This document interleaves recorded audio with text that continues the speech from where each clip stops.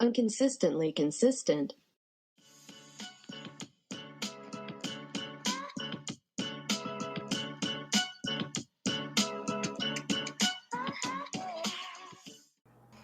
Okay, you do the intro this time. Yes. Hello. Sorry? Just the big like I'm getting ready to give a TED talk. Listen up, bitches. I am about to give a TED talk. Trash called the Ultimatum. The Ultimatum TED talk. Yes. Hello and welcome back to Inconsistently Consistent, the podcast where we give TED Talks. This is a TED Talk podcast now. We're not going to talk about anything normal ever again. We're just going to have TED Talks about things. Things and stuff. Things and stuff and stuff and things. My name's Rachel. I am part of the things and the stuff. And my name is Melanie. I am the stuff. Exactly. Melanie, how you been? It's been a while since we spoke. Yeah, actually it has this time. Yeah, maybe a whole week? Has it been? I think so, 2 yeah. weeks? I don't know. 2 minutes? I don't remember. It's been more than 2 seconds, which is what we know. Yeah. And we managed to get through a whole season of a show in between our last recording and now. I don't know how we did, but we did. I did watch probably 7 of the 9 episodes in about 2 days. Because I was sick. And I was like, just one after the other. Go, go, go. I think I watched 7 episodes in probably a span of 36 hours. Okay. You might have me beat. Yeah, I think I did that. Is that what I did Labor Day, or did I do that the Friday before I started my new job? I don't remember. Anyways, I know I watched a lot of episodes all at once. Yeah. And I was actually really excited for the finale because of those 7 episodes where like I was not ready to wait any time in between episodes. Yeah. But then the finale happened and not as exciting as I hoped. So, but did the finale happen? I don't think it did. It didn't happen. I don't know. It was just another episode. It's just meh. It was very meh. I was very disappointed because I felt like they didn't talk about a lot of stuff that they should have talked about. No, it was the Vanessa Lachey show. It really was the Vanessa Lachey show. Legit, everything that she'd ask someone something, and instead of following up, she'd be like, that reminds me of something from my marriage. Let me tell you about me and Nick.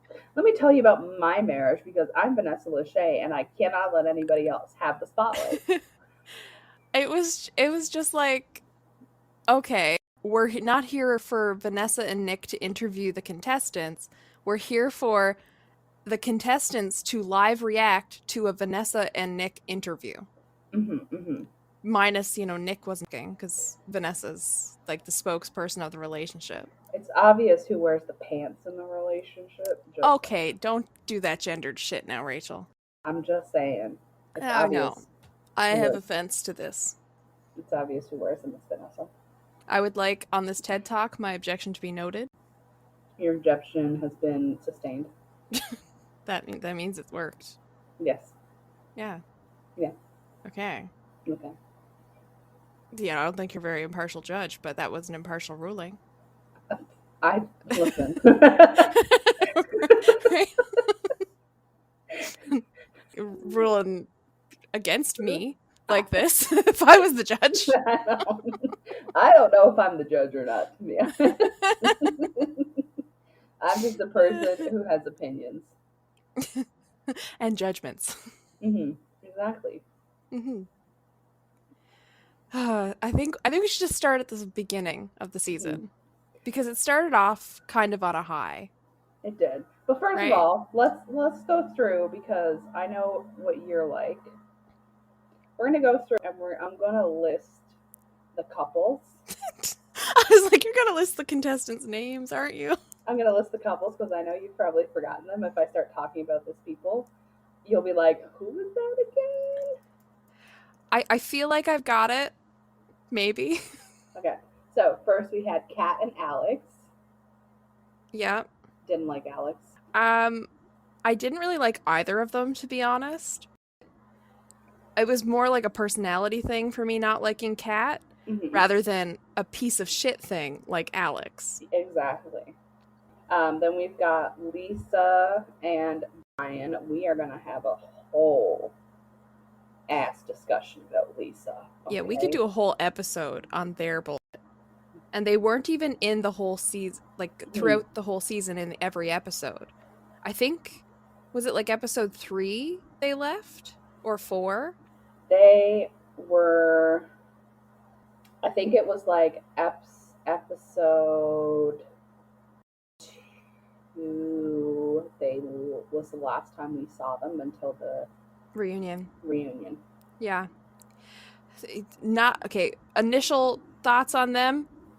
Awful. Next. Awful. Thank you. Next.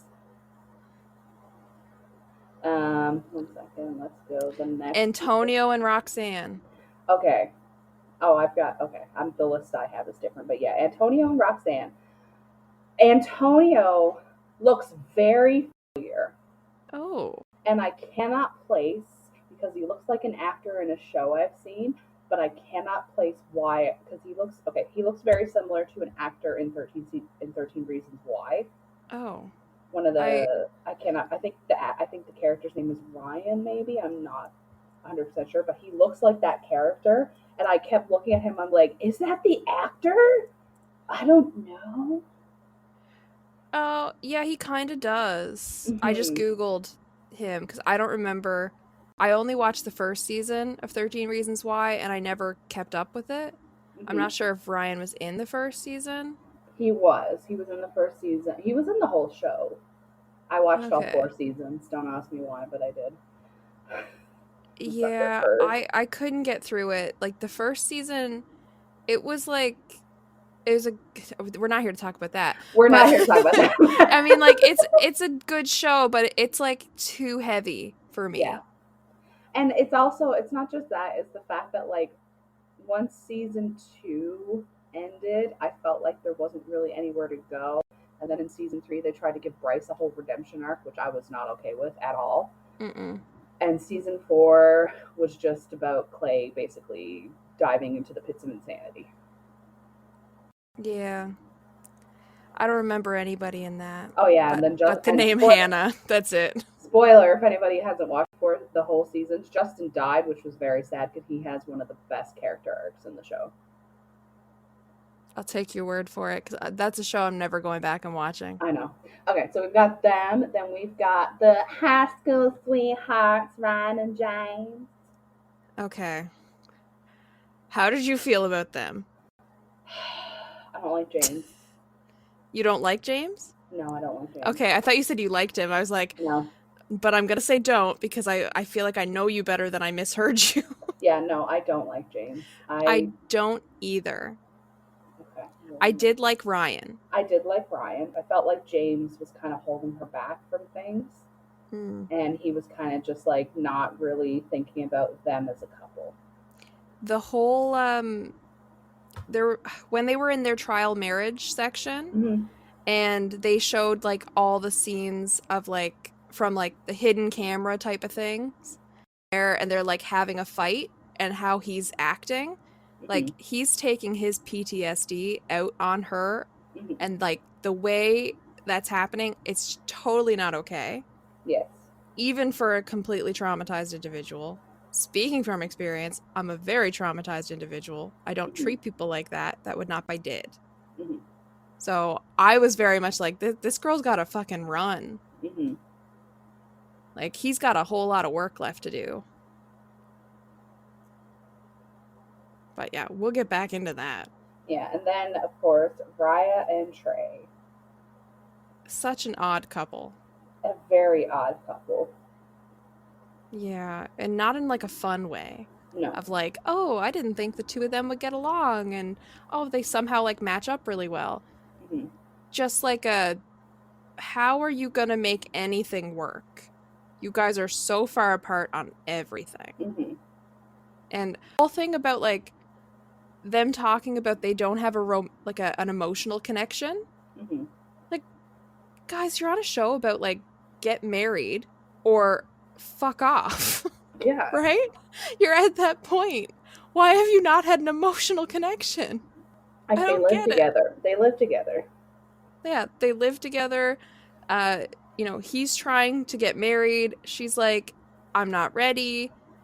I mean, they haven't talked about anything like whether they both want kids, what they want to do after they get married, what they want to do if they want to live in the same state, Mm-hmm. same city, anything. They haven't talked about anything, and they don't have an emotional connection. Mm-hmm. That's like arranged marriage. But like, why haven't you figured anything out?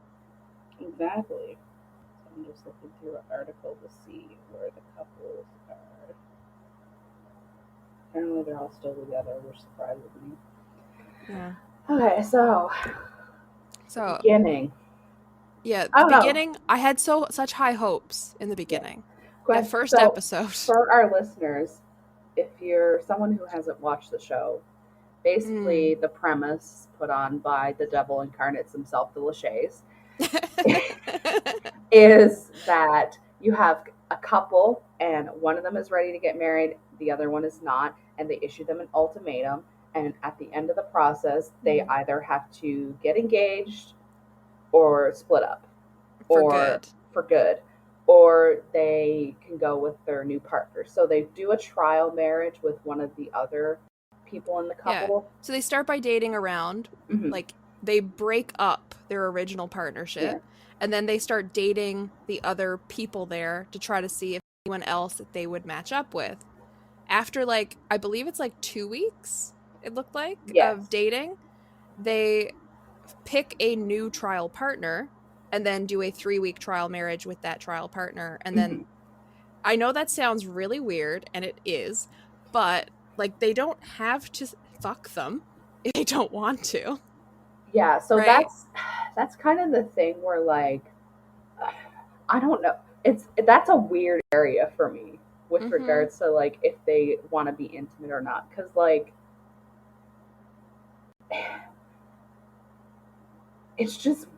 it's weird to, I think, especially I think is because your partner is living with somebody else, and then if you found out that they were like horizontal tank that other person, like it would be weird, especially going back to your original partner deciding if you wanted to stay together. Like to me that's just weird. Yeah. So I think the only way couples can survive this show is if they like have really open and honest discussions about what's going to happen in that trial marriage with the different partners, and whether they're going to make the beast with two backs.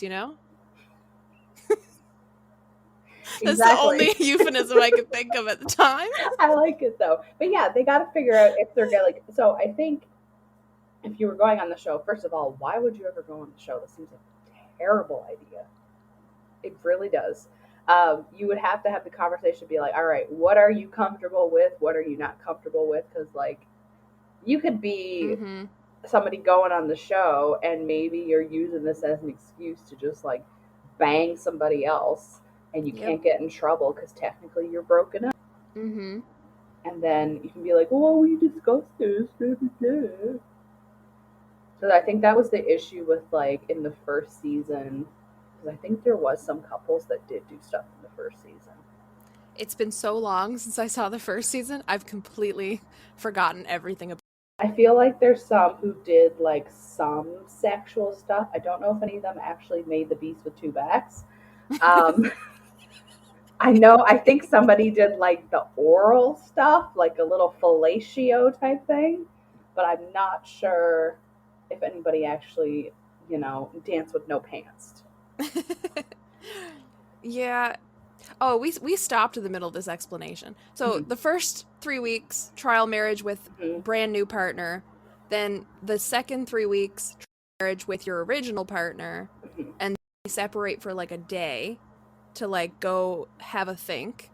And then they have that final moment of meeting each other where there's either going to be a proposal or a walk away.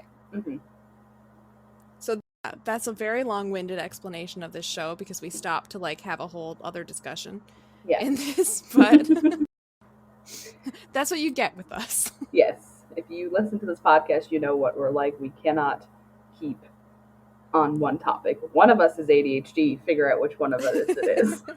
Today, you really can't tell. Today, you cannot tell which one is ADHD. One of us speaks in riddles, one of us speaks in rhymes. Oh, good Lord. That's too much pressure. Okay, so we gotta talk. Oh my God, Lisa. Lisa. The villain. She is of this the villain. Season. Mm-hmm. You know, before, you know, she took herself off the show, and then Alex became the other villain. I think also, like, Roxanne was kind of a villain too.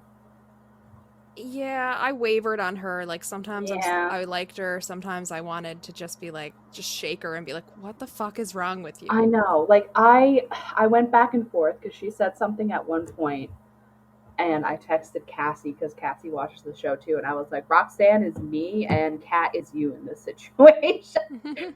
Can't remember what it was, but it was something about like, just talk to them if you're interested or something like that. Like, Cassie, you just gotta talk to guys if you're interested. You can't just expect them to magically fall in love with you without talking. That's not how it works. So, I really want to start in on Lisa and Brian because there is just so much shit. And there's the stuff that showed up first. Like, the first drama of the season was in episode 2. They're at this like cocktail type of party at a bar thing where they're all like taking time to go have little chats with like potential partners. But they're also there with their original partner. So they're in the breakup period, haven't chosen a new partner yet.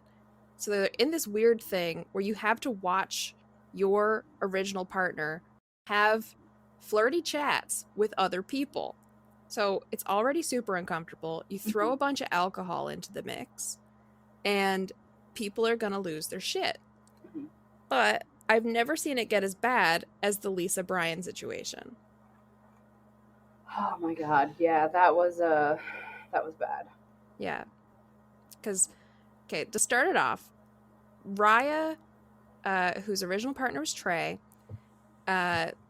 first thing you should know, she works at Hooters. Does that matter? No. It does to Lisa, but not anybody else. It shouldn't matter. It's a job. But, so Raya's talking to Brian, and it looks like they're probably going to be new partners. They seem to be hitting it off really well. And Lisa, like, cuts in and is super disrespectful, doesn't understand that this is a friggin' show that she signed up for. She's the one who dragged Brian here. She issued the ultimatum. She signed up for the show. Brian didn't want to be there. No. But Lisa's the one with the problem. Yeah. When Brian participates in the experiment she signed him up for. That's problem number 1. Yeah. Rachel, thoughts? Yes, that sigh says it all.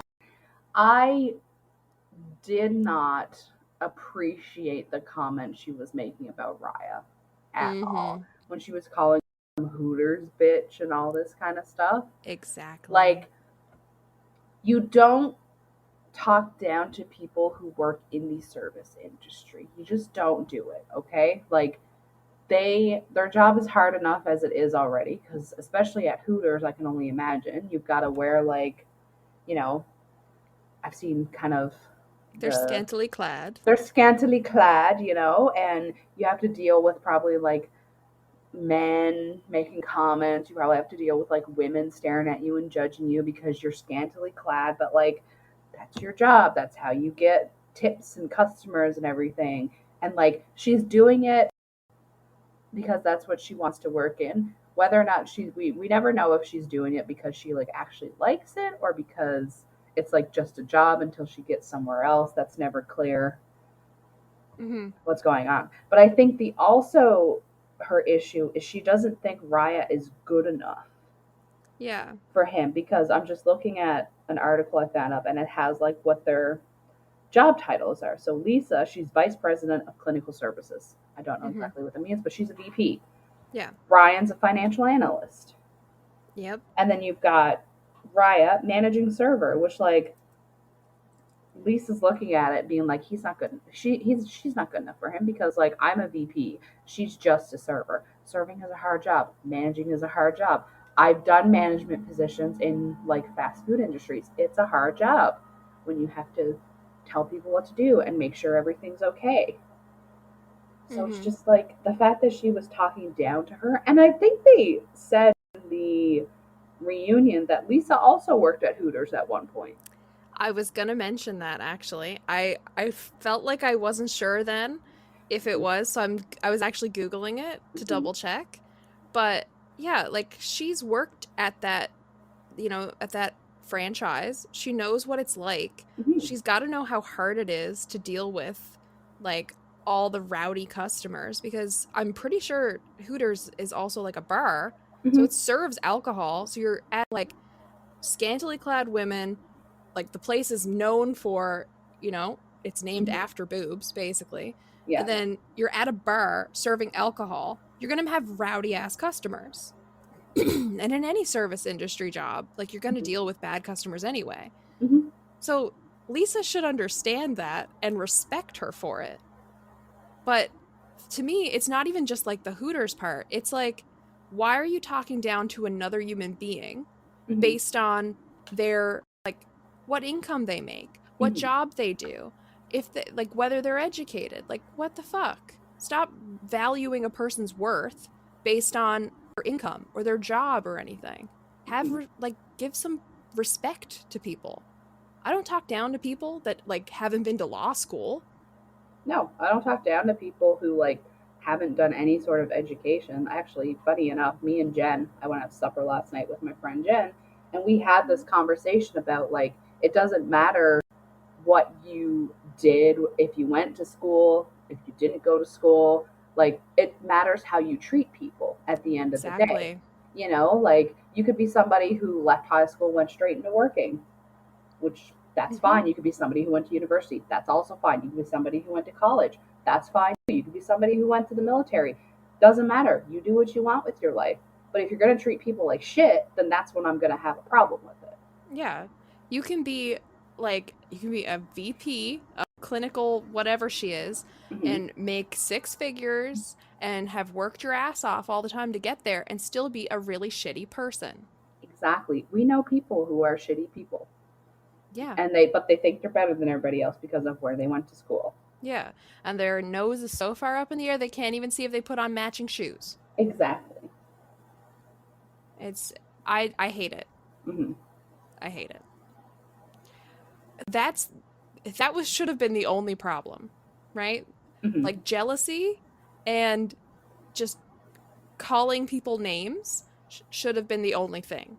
But Mm-hmm. that's not where it stopped with That this is fucking not couple. where it stopped because Lisa, and trigger warning, she hit Brian. Yes. In the middle of the bar at that cocktail party, in Mm-hmm. front of all the cameras, in front of all the other couples, Mm-hmm. except like I think Raya was the only one not in the room because she was Yeah. off in the bathroom like friggin' crying or something. Mm-hmm. And yeah, just whacks him in the face. Mm-hmm. And nobody did anything. Nobody said anything about it. They didn't bring it up in the Yeah, reunion. that's insane. Mm-hmm. I used to watch America's Next Top Model in high school, Mm-hmm. and I can't even remember the season or what was happening, but one girl hit another girl, I think. I think it was back when there's only female seasons. Mm-hmm. But one girl hit another girl, and they have it in their contracts that if there's any physical violence, you are immediately disqualified from the competition and removed. Mm-hmm. And that's what happened. And I've also seen it like if you watch Big Brother, it's happened where somebody got a fight and I don't even think it actually came to physical blows, but there was like a push and Mm-hmm. they evicted him immediately. Mm-hmm. Like there's so much on reality shows now that are like if you commit physical violence, you are kicked out. Mm-hmm. Or even Big Brother's gone as far as if someone says the N-word, right? If somebody uses hate slurs in any way, Mhm. they're immediately removed. So why the hell does this go on and nobody even says anything? I don't have a fucking answer. I don't have an answer, and that's what like annoyed me, because I think we talked about this. If it had been the other way around, if Brian had hit Lisa, Yep. there would have been hell. Yep. I can guarantee you. Yeah. We're on the same page. We're on the same page. You go ahead. I guarantee there would have been repercussions. There we go. Had to sound it out like I'm a child, because apparently I cannot talk today. There would have been repercussions. They would have been immediately removed from the show, and they wouldn't even have been brought back for the reunion. And you would have seen all these articles about how Brian hit Lisa, and people would have probably started digging into his past, trying to find exes to see if he reacted the same way with them. But because it was Lisa, a woman, who hit Brian, a black man, people don't care. Yeah, and just looking at, like, we've both done psychology, so the bystander effect, right? Thinking about it that perspective as well, because, like, forgetting the fact they're on a show, but they're in a bar filled with a bunch of people who they've become friends with for the past weeks, and they watched this happen, and no one even said, hey, that's not cool. I think the only one who might have slightly reacted was Alex, but that was it. What, did he get excited? I think, like, oh shit, or something like that, if I remember. Yeah. But, like, nobody said, don't do that, or stepped up. If that had been, like, we got to bring it back to gender, but man hit woman, I can guarantee you that there would have been, like, all the women would have jumped up and been like, you're not hitting our girl. And then there's guaranteed, like, at least some of those men would have stepped in and been like, you can't do that, man. But, like, nothing. Nobody moves. They're just sitting there. Like, some people looked away. Like, oh yeah, this is a personal moment. Don't want to see this. Also, isn't there other people besides them in the bar as well? The camera crew, yeah. So why didn't none of the camera crews step up? And usually, like, you don't see it very often, but, you know, I watch The Bachelor, and they do this too with, like, the cocktail parties and stuff like this. They rent out spaces like this, and they'll just have the contestants in there that are on camera. But, like, sometimes you might see a bartender or something that are, like, running things. But the rest of it, like, sometimes you can see glimpses. There's like, production assistants and stuff like that, like, running around, like, producer people to like help run things. They don't show up on camera, but they're there following cameras, going, okay, get this on camera, talking to someone, okay, come over here, we want you to do an interview, like, to field it. So guaranteed the contestants were not the only ones in that bar, because those cameras were also moving. So there was a minimum camera crew. Oh, exactly. Yeah, and so that there's also got to be people like sound guys doing the equipment for the sound, right? Moving around with the boom mics. So at minimum, there's at least I think there's at least 2 angles. So say 2 camera crew, 2 guys running boom mics. So at minimum 4 other people, and nobody, like, radioed it in, be like, guys, we got a situation. Like, anyone got Vanessa Lachey on the phone? She likes to talk. Maybe she can decide something here. Yeah. I don't know, like, and we haven't even talked about the shit in the parking lot. No. Rachel, tell them about the shit in the parking lot. I don't know if I really remember the shit in the parking lot. I don't remember the order of the events. Like, the slap, because it wasn't even a slap. It was, like, more like she shoved her palm into his cheekbone. Like she was just gonna, like, could have had a V8 him. I feel bad about that. I'm sorry. Could have had a V8, Brian. But, like, it wasn't like it wasn't a punch. because it was open hand, Mm-hmm. but it also wasn't a slap because, I mean, it didn't have like a thwack and it didn't Mm-hmm. have like a slip off the face type of thing. It was just Yeah. like a boom, just to Mm-hmm. the little pow in the face, Yeah. and kept shoving. So it's like she's trying to knock his head off his shoulders, like it was Mm-hmm. like a bowling ball on a shelf. Mm-hmm. And okay, but I don't remember if that happened before the screaming in the parking lot stuff. I think it was kind of all happening like at once. Yeah, it was all that episode, all at that party. Yeah. But like, I don't know if they went out, screamed, came back in, she hit, then went back out and screamed. Because I feel think like she went out twice. I thought she hit him in the bar. Yeah, she hits him in the bar. And then they go outside and they're screaming at each other. I don't think they screamed inside the bar. No, but I feel like they went outside and screamed, Mm-hmm. came inside, she hits him, goes back outside, they scream, and she leaves. Probably. That sounds Yeah, right. because I felt like there was 2 times outside, like Mhm. separate. Mhm. And they're like screaming at each other in the parking lot. She's saying she's going to quit the show. She's not going to do this, that she's done. Mhm. And you can have that Hooters bitch shit like this, right? Mhm. She's talking down to him. She's talking down about Raya. And is like keeping his chill.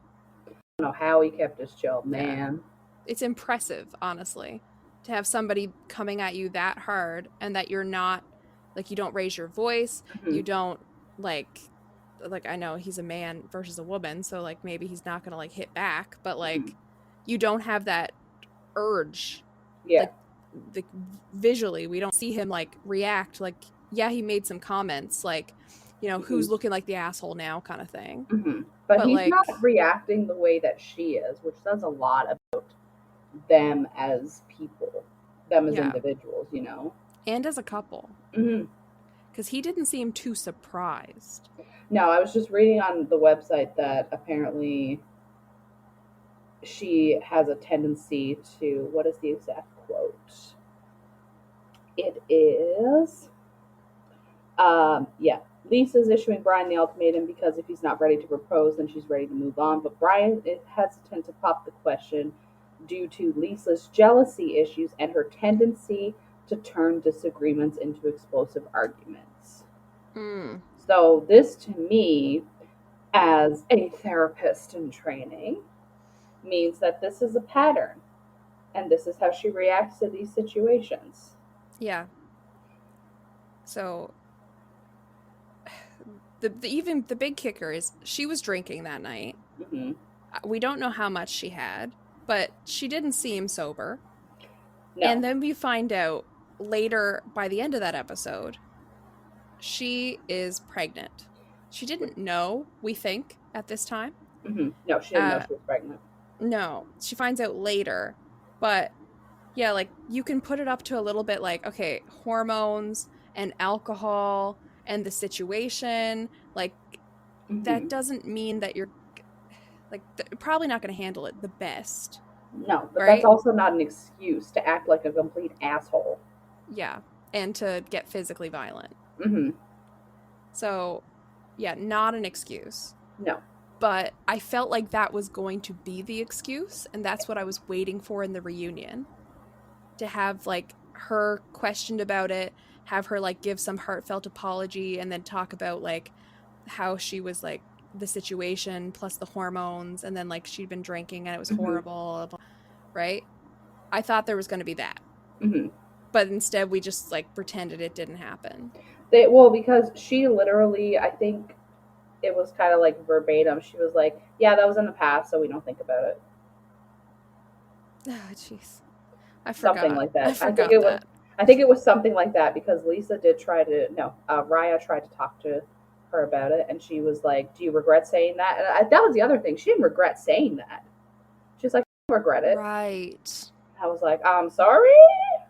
To use your own words, bitch. VP bitch. Mm-hmm. Like, the fact that you don't regret saying those things about her is mind-blowing to me. Yeah.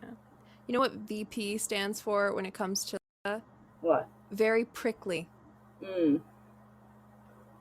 Yeah. I checked that. Yeah, the fact she doesn't regret it, she doesn't see anything wrong No. with the fact that, like, she talked down to somebody, not because they're a shitty person Hmm. and they've done shitty things. It's like, no, you're a shitty person. Like, you do not have value because you are not up to my level of income and that Hmm. your job is not respectable. Like, Yeah.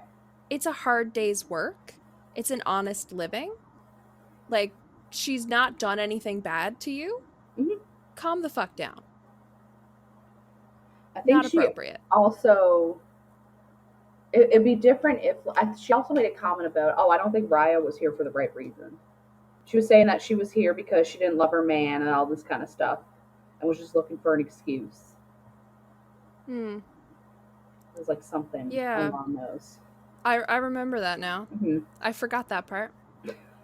Yeah, because there's just so much with Hmm. Lisa, Yeah. right? Oh, speaking of, uh, when she did leave Hmm. finally from that bar, like after they're having a probably argument number 2 in the parking lot and screaming at each other, Hmm. she was walked out by production people. Yes. So I don't know if they did talk to her at that point and be like, you can't put your hands on anybody in Hmm. this, like on this show, any of the cast. You have Hmm. to calm down. You need to leave. Hmm. But they obviously didn't do anything to reprimand it or to outspokenly talk about it. Because, like, they never made a press release saying that's not okay. They didn't put anything up on the friggin' screen to be like, trigger warning, or we don't uh condone this shit. Hmm. Like, sometimes see a show or like a reality show or anything like that where something like that happens and then they also put something at the end that's like a violence hotline Yeah, because number, they right? did that with the episode, I think, where James talked about how he self harmed. And Right. they put that at the end, if you or someone you know suffers from suicidal thoughts, self harm, something, they gave like some resources. But yeah, they didn't do that for this Yeah. one. They just, to me, by not doing anything, they didn't make a comment, they didn't bring it up at the reunion, they didn't make a press release, they didn't put anything on the screen. Mhm. To me, that means they condone it. Yeah, yeah. Yeah.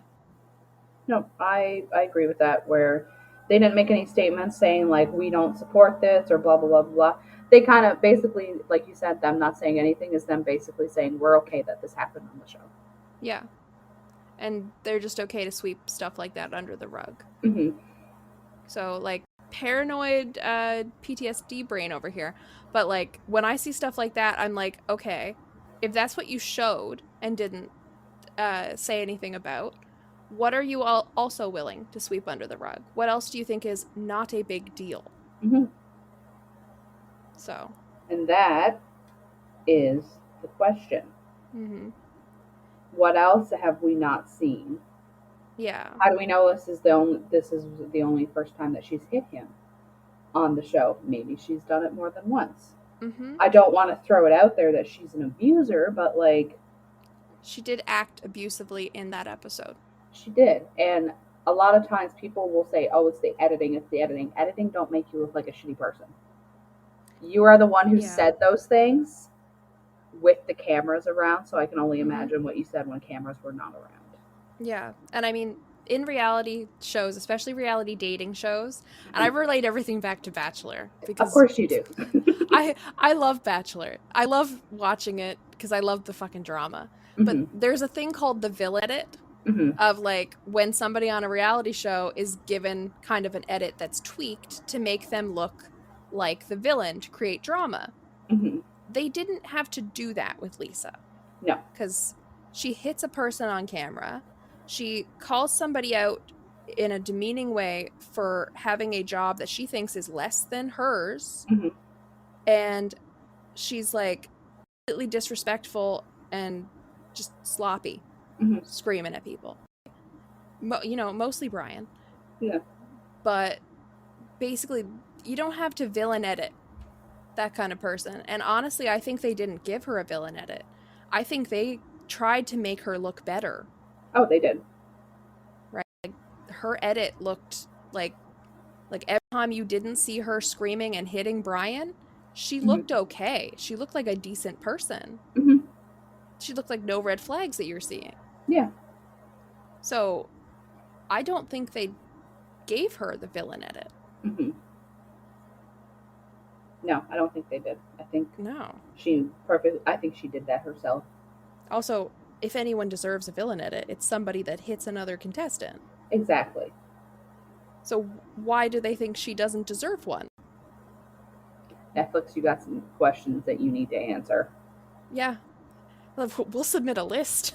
We will send you a list of questions that we have that you need to answer. Yeah. Ugh, I think we should move on from them. So they find out she's pregnant. They decide to leave together. They don't get engaged. They come back in the reunion. Same thing. They have a baby now. They're still together. No engagement. Mm-hmm. They're just working on their shit, they said. Yeah. Apparently they're still together as well. Yeah. I feel bad for Brian because I don't know if he's just thinks like this is all he deserves now. Because I mean, I work with a lot of survivors of domestic abuse in varying stages in my law practice, and just like seeing how downtrodden someone can become and how they kind of internalize all of their abusers' words and insults and things and start like taking that on as their own self-belief. It's horrible. Yeah. And I don't know, like, I kind of wonder if Brian's kind of in that, or is he just sticking around because now they have a baby? Yeah, which is not a reason to stick around if you have a kid, because newsflash, having a kid don't fix your issues. No. And also, staying around to have a 2-parent household for a child, that doesn't help the child if your relationship is going to be chaotic and hurtful and you're exposing your child to that. Right? You're actually harming the child by doing that. Because kids learn from their environments.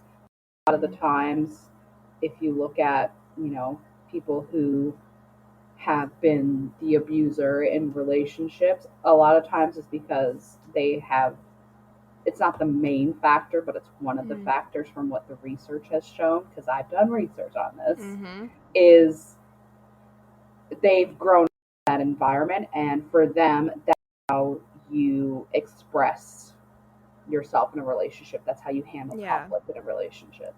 Yeah. There's also new research out now about like children dealing with abusive situations, and that like, because a lot of people are like, okay, they're a baby, they won't remember, it's not going to affect them. There's actually studies that abuse that they've been subject to or that they've faced themselves and like under 18 months old can actually be the most harmful rather than like over 18 months old. Yeah, your brain is still developing because your brain's not fully developed yet. So like everything is still working itself out, and you're still learning and you're absorbing things, and you're very impressionable at that young age, and you rely on your caretakers to like show you these things. So if you see your caretakers acting this way, then you're gonna like absorb that, and that's kind of gonna be something that you have in your mind. Yeah. And it can also give you issues with authority too, because if you see like an authority figure talking to you, you might think lashing out is the right response to deal with an authority figure. I feel targeted. That wasn't targeted at you. I'm kidding, but I have issues with authority. I know you have issues with authority. Someone tells me to do something and I want to do immediately just go 180 and do the opposite, even if it's not what I wanted to do. It's just that instinctive response. Yeah. It's like, nope. It's a trauma response. Yep. Man, who should we move on to next? Who do we want to talk about? Well, I mean, we've already started talking about Raya. Why don't we jump on that one? Okay. Okay, give us the lowdown, Rachel.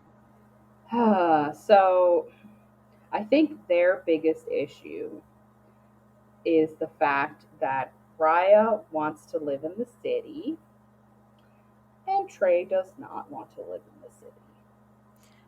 And the fact that they've been together 2 years and don't have an emotional connection, as they've That too. realized in their middle of their trial marriage. Mm-hmm. That adds in.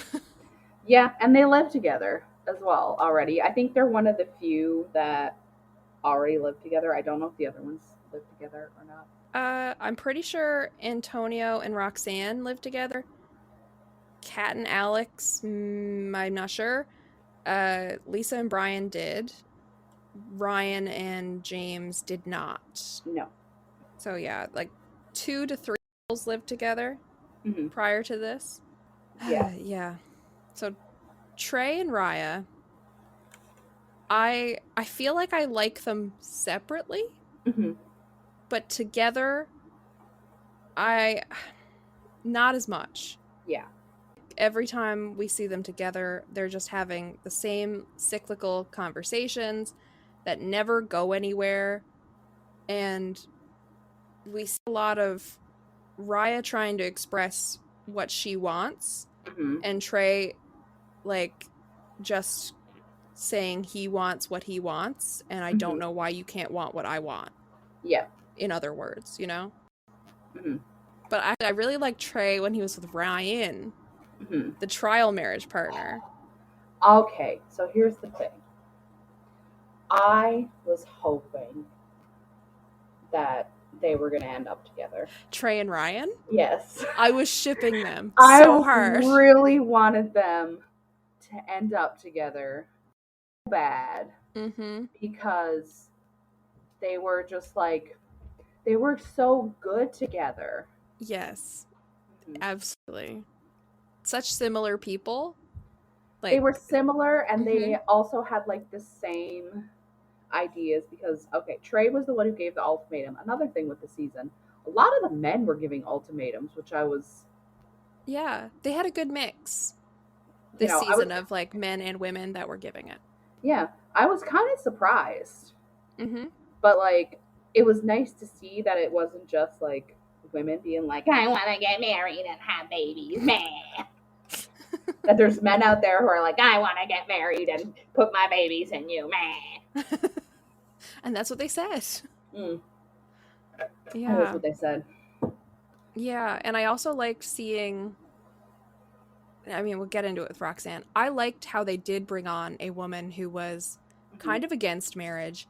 She wasn't sure if she wanted kids, and she didn't understand how marriage would still allow her to be an independent human.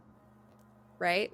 She thought it was like a loss of self and a loss of identity and like giving up freedom, which that's kind of where my mindset hits a lot.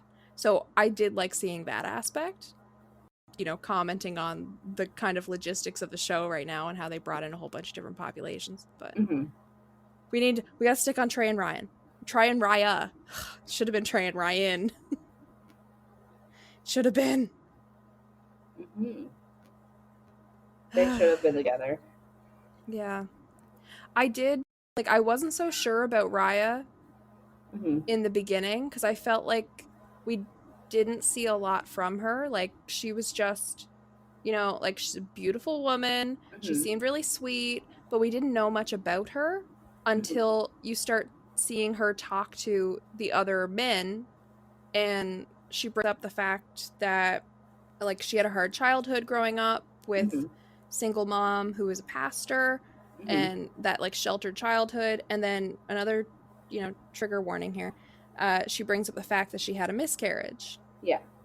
And how hard that was.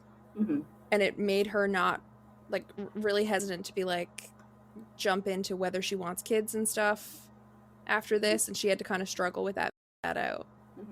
But which is like, I mean, nobody expects that they're gonna have a miscarriage, but no. I think they are more common than we actually think, and yes, more people should you know, it should be something that's more easily talked about. Obviously, it's not, because there's like a stigma behind the fact that you had a miscarriage, because it's like, oh, what did you do? Like, there's a lot of like, what did you Yeah. do to cause the miscarriage? Yeah, it's almost like, and it's not this, but Mm-hmm.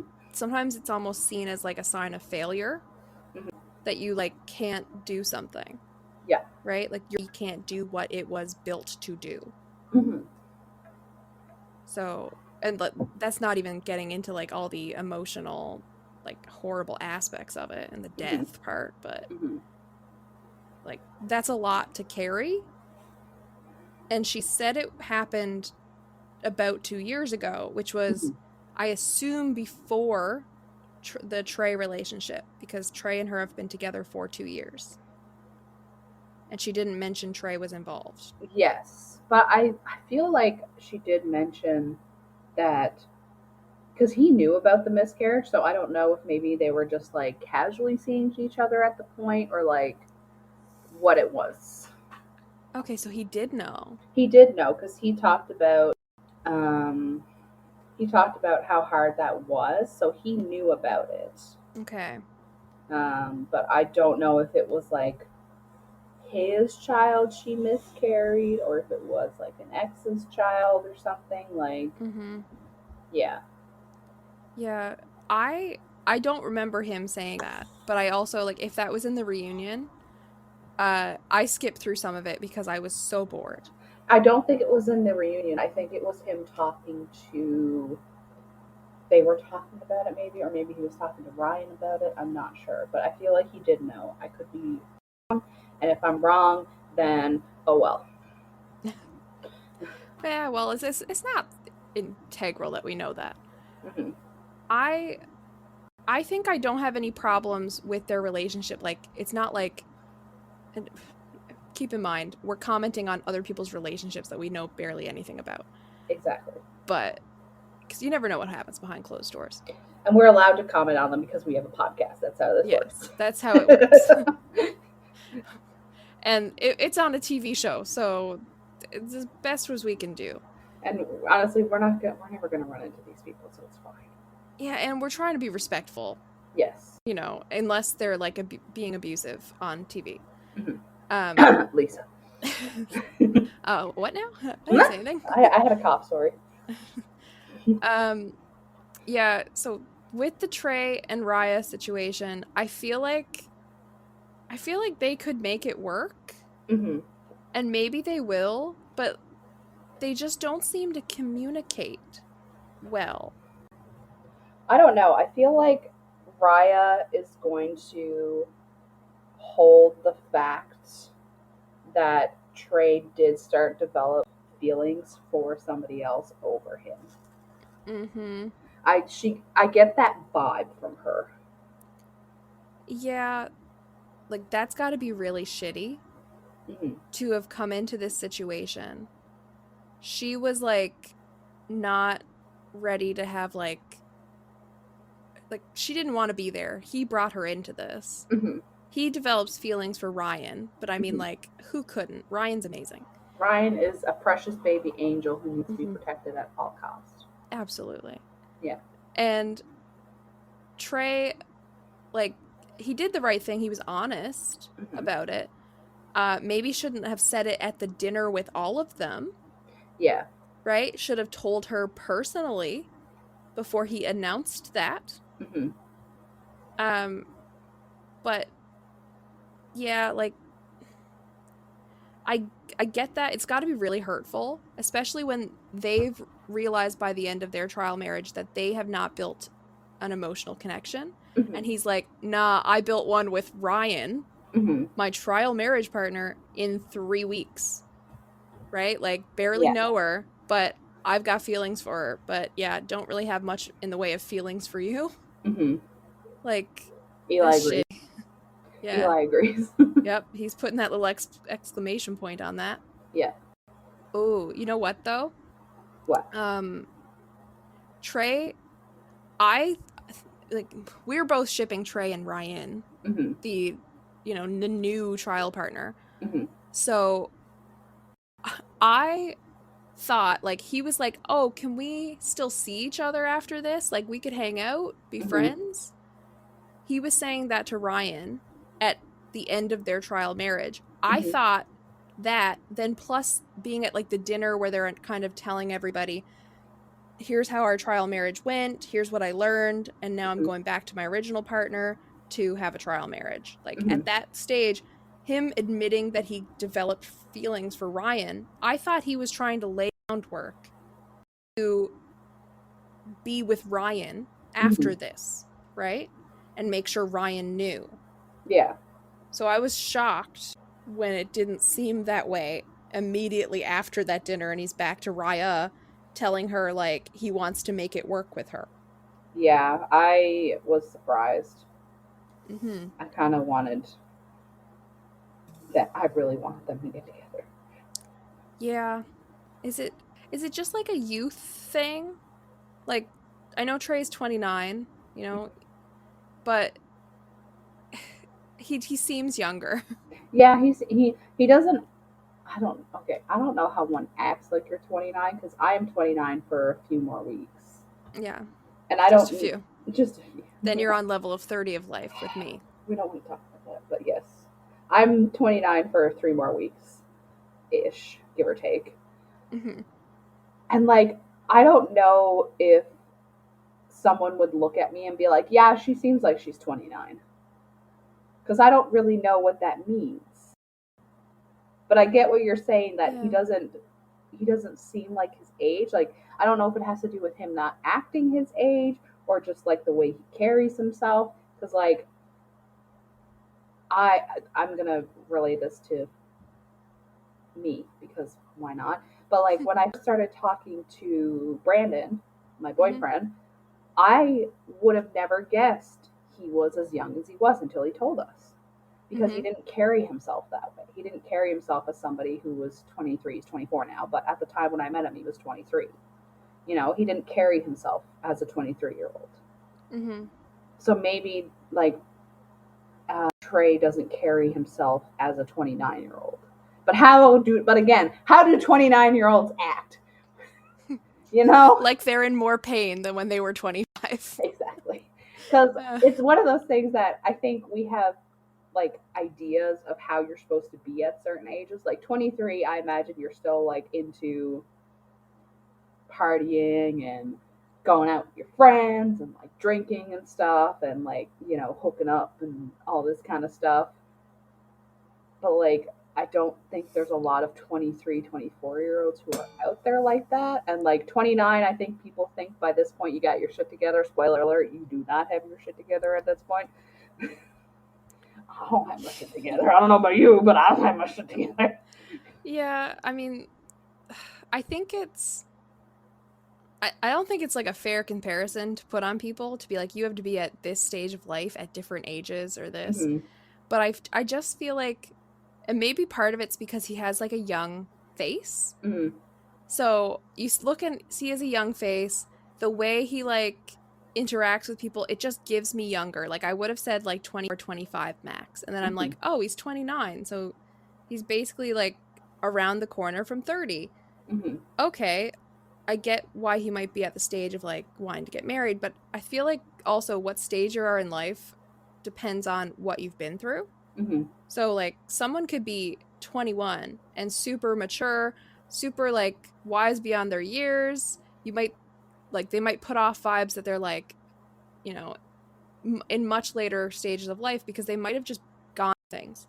Whether it's like, maybe you already have a child, maybe you're married, maybe you are less further along in those like milestone type of moments and like you're still like figuring it out. Like maybe you're trying to figure out a major in college at that point. Who knows? But it's really just kind of, it's all subjective. But I don't know, I just got the vibe that he felt younger to me. He felt like youthful, and like his words don't match with that because his words are all like, I'm ready for marriage, I want to settle down, I want to buy a house outside of the city, I want to have kids. Like, he's all ready for that in words, but maybe it's just mostly like physically he looks younger, face-wise.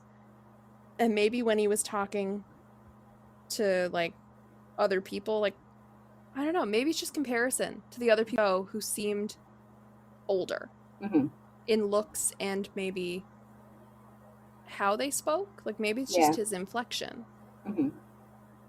I don't know. I can't put my finger on it. Yeah, no, I can see that. It's one of those things where, like, he does want those things. And I think maybe it's just, like, I don't know if we come across, I mean, yeah, there's, like, Love is Blind where guys are like, I'm ready for marriage. But a lot of times I'm like, I'm ready for marriage. Have you thought about anything Have you thought related about to it? You know, like, and there are some people who are ready for it. I think it comes down to, like, I think it's a gender thing as well, where, like, we don't typically picture men as the ones who are, like, ready to do all those things. Yeah. We kind of see it as, like, the women are normally ready before the men to settle down and have kids and have the house and the white picket fence and everything. Yeah. I think as well, on average, like, it seems to me that, especially when you see it on TV, that men seem to be, like, 30 plus when they're like, I want to settle down and get married. And women are, like, 22 on the show. And they're like, I want to be married tomorrow. I want to be married and have babies. Yeah, it's like, I want to be married. I want to have 7.2 children tomorrow. Let's get started. Let's now. But have you done anything? What have you done? Are you okay? Are you ready? Because that's going to change your life. It's like, have you experienced life enough to know? Yeah. And, like, to the people that want to do that, go for it. That's up to you. It's your fucking choice. Right? I don't understand it, but, you know, it's not my prerogative to go tell people what to do with their lives. That's not me. So I get confused by it, and I willingly admit this. I'm very confused. But here's the thing. I think it also comes down to, like, just based off our lives, I've seen people who got married, like, in their early 20s, and now they're all divorced. Most of them are divorced, you know. A lot of them are divorced. I think it's all about what you're ready for. Have you thought about everything that you want from your life? And can you accomplish that even doing things like having a child at that age or getting married at that spot? And have you even met the right person? Because a lot of people just don't. And I mean, I'm also a divorce lawyer. So I was going to say here, faith in marriage doesn't really come with this territory. You don't have faith in marriage, because otherwise you wouldn't have clients. If marriages worked all the time, I'd be out of a job. Yeah. I mean, it doesn't mean you shouldn't try. But, like, if you feel like you're about to get divorced, don't go down the aisle. If you have, I think it's kind of one of those things where if you have any sort of, I don't know if doubts is the right word I want to use. Hang-ups. Yeah, that's a better one. About, say, like, okay, so again, I'm going to use me as an example because I've had these conversations. You're pulling a Vanessa Lachey here today. I'm pulling a Vanessa Lachey. I'm so sorry, but it's just like, because I had these conversations. But you know what? The people came here to listen to us talk. They did. They didn't come here to listen to, like, the friggin', I don't know, dead air. That's true. That's the difference. So, like, I do want to get married, and I do want kids. The kids thing is kind of a recent thing that I decided, yes, I did want kids, because I was on the fence for the longest time if I wanted kids or not. I thought you were about to say, I decided yesterday. No, I didn't decide yesterday. I decided, like, a while ago. But, like, I was on the fence about that for the longest time if I actually wanted kids. And I came to the conclusion that, yes, I want kids. Whether it's me pushing them out through my hoo-ha, me adopting them, fertility, anything like that, I've decided I want kids. And, like, one thing that I am not willing to budge on is I'm not taking the full maternity leave. I have decided that I'm not going off for the full year, 18 months, whatever it is. I want to split that with my husband. Okay.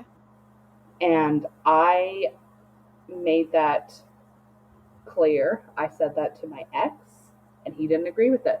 He was like, no, you should take the full time because you're the woman. Was this dude? Yes.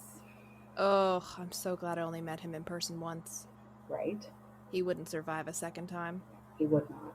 But I talked about this with Brandon, my current boyfriend, and I was like, I'm not compromising this. And I was like, if that's something that you don't agree with, then like there's no point. And his response was, you shouldn't have to compromise on that. See, mature ones, right? And it's not just about age. It's just about like your emotional maturity, your ability to handle things that maybe like just communicate properly and compromise with people. It's like problem solving.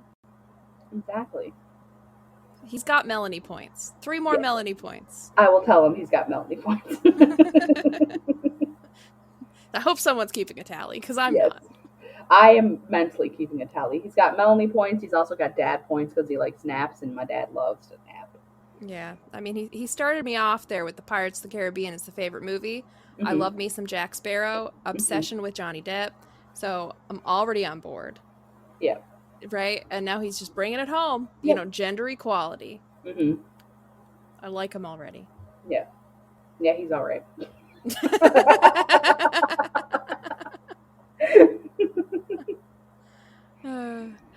We should move on from this couple. Yes. Let's go to someone who's just all right. Antonio and Roxanne. Antonio looks like the actor on 13 Reasons Why. And I kept staring at him and I was like, he looks like the actor. But I know that's not him. He looks very much like him. I did think he looked really familiar too, but I was like, are you just like another white guy? Generic white guy? Generic white guy number 2. So I just put it up to that, honestly. And I don't remember watching a lot of 13 Reasons Why. Like, I just remember the Clay character and Hannah Baker, and that's it. So I went back and forth on if I liked Roxanne or not. Yeah. Because I get being career motivated. And you want to like get yourself to a good point and everything like that. However, I think that she doesn't really think about the impact it has on Antonio. Because he was the one who issued the ultimatum. Again, and man, we love to see it. And they were together 4 years before the show. Yep. He's 30, she's 31. It's just like, because she's, she feels like he's not, or he feels like he's not good enough for her because he's not on her level of like ambition and all this stuff. And like, the girl does love to work. Yeah. I don't understand how she puts in that many hours in a day. I don't understand either. And I think she's one of those people who, she lives to work. Yeah. Not work to live. Not work to live, yeah. Which, not for me. No.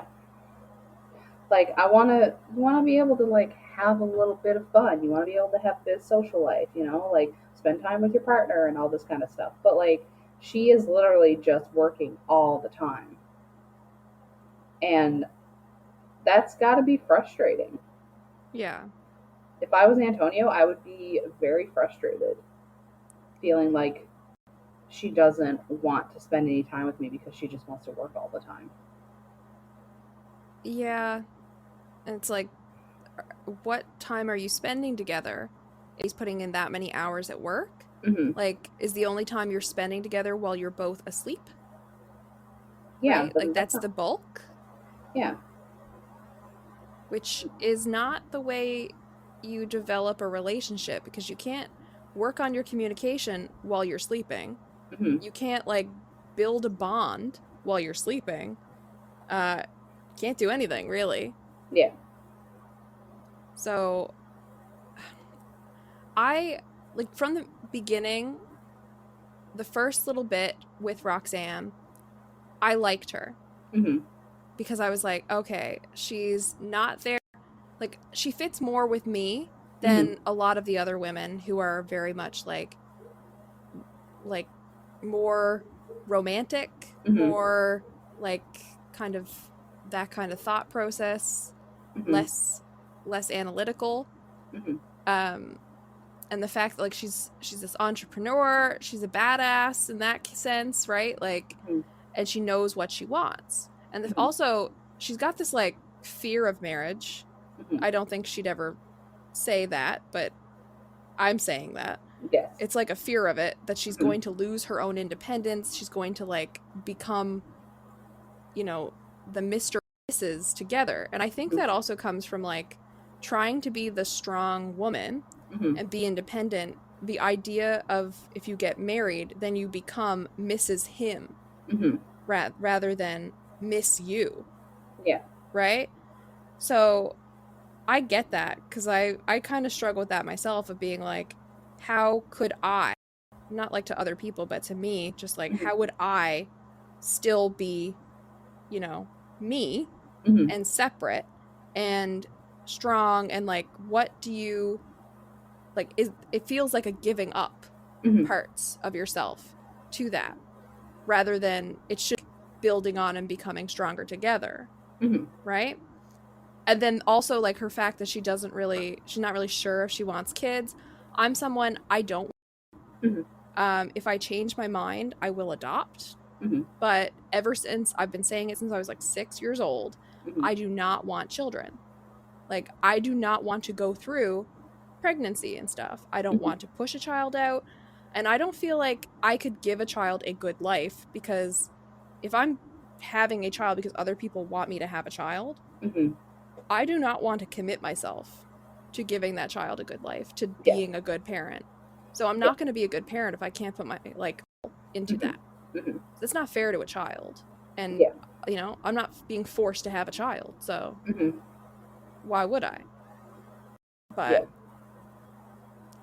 like, I just related to her a lot. What I didn't like is when she started, like, we started seeing that from her perspective and Antonio's, Antonio was like talking about how Roxanne wanted him to better himself, that he wasn't like to her level, because like he was just kind of starting his journey. And also like, fuck timelines, do whatever you want to do in the time it takes you. Exactly. Right?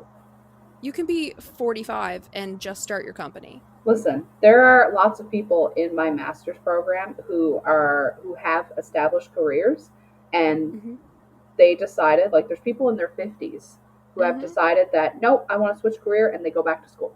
And that's fine. You don't need to do things at a certain age just because everybody else is. And that took me a long time, lots of therapy, to be okay with, because I struggled with that. Yeah. I struggled hard with that. It's a hard thing to wrap your head around. And like, nobody, like, society puts pressure. And people in your life will put pressure, but there should be no set path for anybody. We're all individuals. We all have free will. We can do what we want. And it doesn't matter what path you take to get to where you decide to go. Like, the people that can figure things out really quick and get there, awesome. I don't know how you did that. But great for you. But a lot of people, even in my law school program, there was very few of us that had just come out of our first degree and were like just eligible to go to law school at that point. It was like maybe 20 something of the 90 something in the class. There were so many people that had gone on and done other degrees and come back, or had gone and worked in a little bit and come back. There were people in their 50s plus. There was at least 4 or 5 people like that who had gone and worked in a career and decided, no, I want to go do law school, and were coming to do that. So there was all these different backgrounds and everything. Like, there was a guy that graduated engineering, worked as an engineer for like 3 years, and was still working as an engineer while attending law school. Just kind of like reduced hours. I think he did leave his job at one point through it, Mhm. or like take a leave of absence or something. Mhm. But he'd like done all that schooling for Mhm. engineering, worked in that field, and then go to law school. Mhm. There was people that like wanted to do law school and couldn't get in right away and went and did other degrees. Mhm. So there are people that had done like an undergrad or two and like gone and done a master's and a PhD Mhm. and to get in. And like honestly, the law schools reward that stuff. Mhm. They want to see a whole bunch of different interminglings of like age groups, demographics, different backgrounds, different educations. Mhm. So they're not just like everybody pre-law and poli-sci get in here. Mhm. It was like, oh, you're a music major? Great. You scored well on the LSAT. You got that. Mhm. We like everything else you got going on. Come in here. We want people with different perspectives Mhm. in this room. Also, I don't recommend going to law school because I fucking hated it. I was waiting for that. I was waiting But for that. if you decide on some whim to go there, then don't jump out poli-sci. Yeah. I don't Don't know do where I that. was going with this. That's even like, I know when I applied to my master's, they did specifically you had a background in psychology. Mm-hmm. So there's people from like different walks of life. I mean, I'm in here, I work in payroll. Mm-hmm. Very different from counseling psychology. A lot of people are like, every time I tell them that, they're like, that's very different. I'm like, yeah, I know. Mm-hmm. But like, that's what I want to do. And that's the thing. I'm going to be a 30-year-old lady soon. 30-year-old lady. And my master's, I will be done my master's when I'm 31. Yeah. Not that big of a deal. No. Everybody gets to where they're going eventually. Mm-hmm. You know, if you need longer to figure it out, there should like, okay, at 25, you have to have this figured out. You had to be at a stable job and you had to be looking for a husband. Mm-hmm. Like, no, there's no it's like set levels of life. You don't need to like get to certain milestones by certain ages to get enough XP Mm-hmm. to move on. To progress through your game. Exactly. And like, Yeah. you should not feel pressure to do things. So I also kind of relate to Roxanne because I get, I want to establish in my career, and that's kind of like my focus is kind of getting to where I want to be. I mean, and I get that she's worried about losing part of herself because I have lived alone for the last so many years, Mm-hmm. and I enjoy living alone. I like living alone. I like being able to do my own thing. I can walk around naked if I want. I can do rain dances in my apartment. I can do like blood rituals in my apartment, and nobody's really going to say anything. Nobody's really going to be like, okay, no, I don't want you doing that because I don't have roommates, just me and my cat. So when you said blood donor, you really meant blood donor for the ritual. Yes, exactly. I see. It's coming for a full circle here now. It's coming full circle. But I do worry about having to give up my space, Mm-hmm. and kind of adjusting to having somebody else in my space. Because I had to do that when Dude moved in with me. I had to adjust to having somebody in my space. Yeah. And I couldn't just like do the things I wanted. I couldn't do my blood rituals, like he kind of frowned upon that. And I have talked about this with Brandon, and like he has never lived with any of his girlfriends. Mm-hmm. So like that would be an adjustment for both of us because I have lived with a significant other. He's never lived with a significant other. That would be a very big adjustment for us to like smush into one household, Yeah. And same with like when my sister moved in with her boyfriend, it was an adjustment because they both were living alone. Mm-hmm. And kind of learning how to like smush your spaces together. And yes, you give up living by yourself, you give up the freedom to kind of do what you want, but you also gain a lot. I think you gain a lot more than what you lose. Mm-hmm. And I think Roxanne was just solely looking at negative. Yeah. Because if we look at it, bitch didn't even wear her engagement ring on the reunion.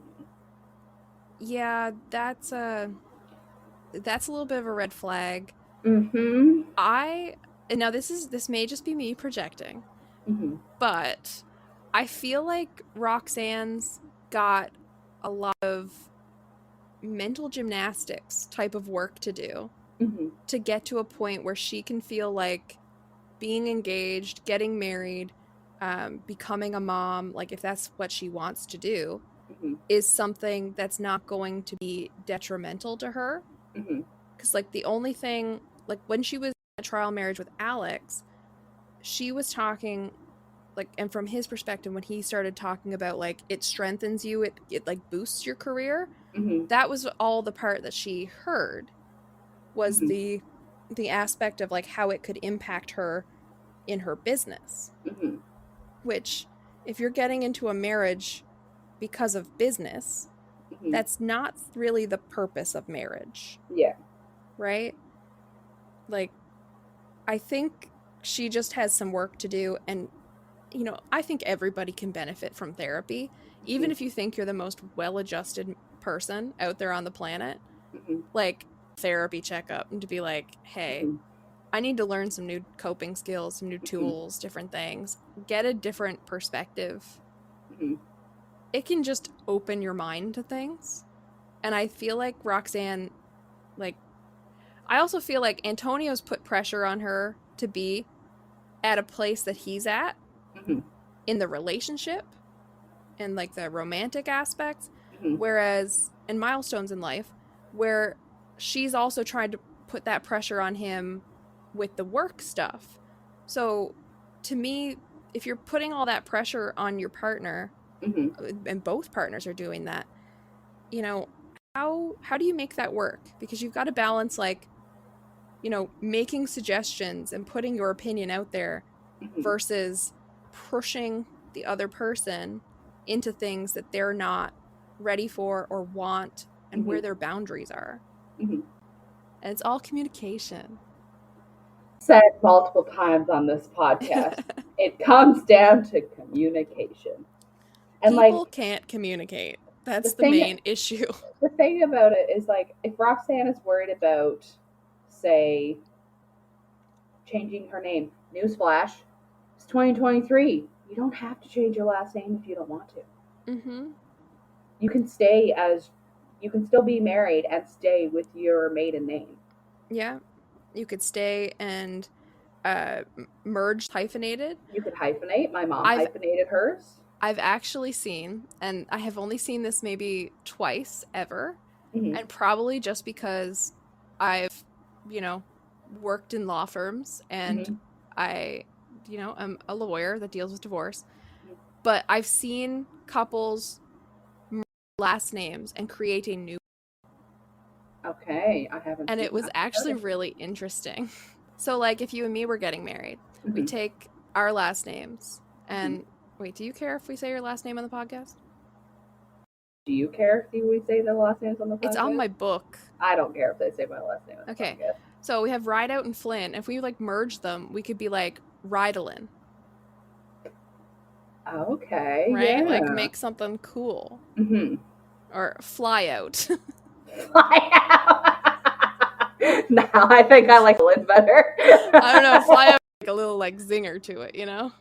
It's like, what do you do? Oh, who are you? It's Mrs. and Mrs. Flyout. But Rideout isn't weird. Okay, flying out, weird. Riding out, that's fine. Listen. Yeah.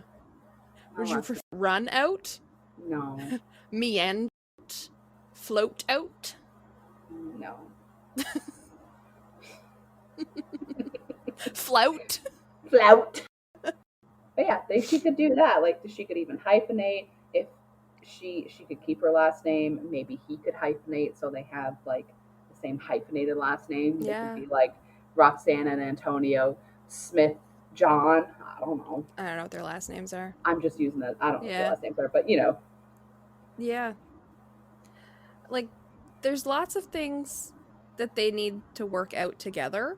Mm-hmm.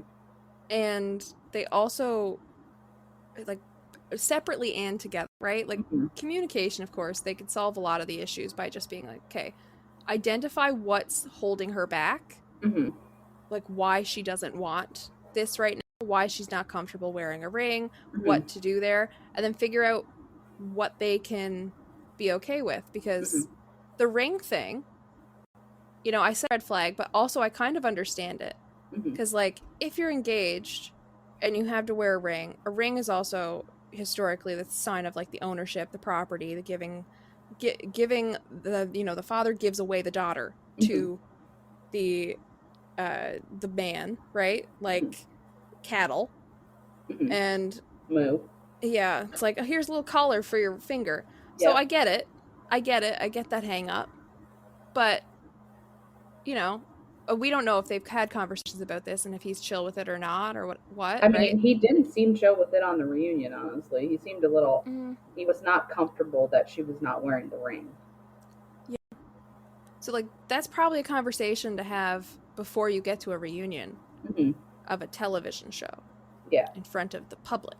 Instead of just showing up with no ring and then, of course, Devil Incarnate herself, Vanessa Lachey, I see you not wearing your ring!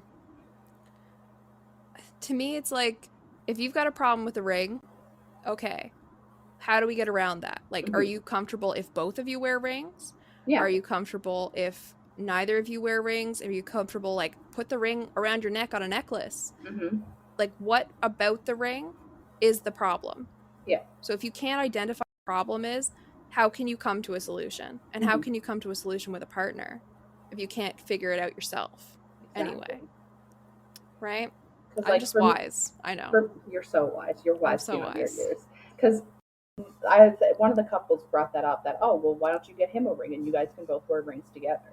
And I've seen other people do that. I've seen people in my life who've done that. Jenna and Julian, they had engagement rings because Julian had a ring on his finger before they got married.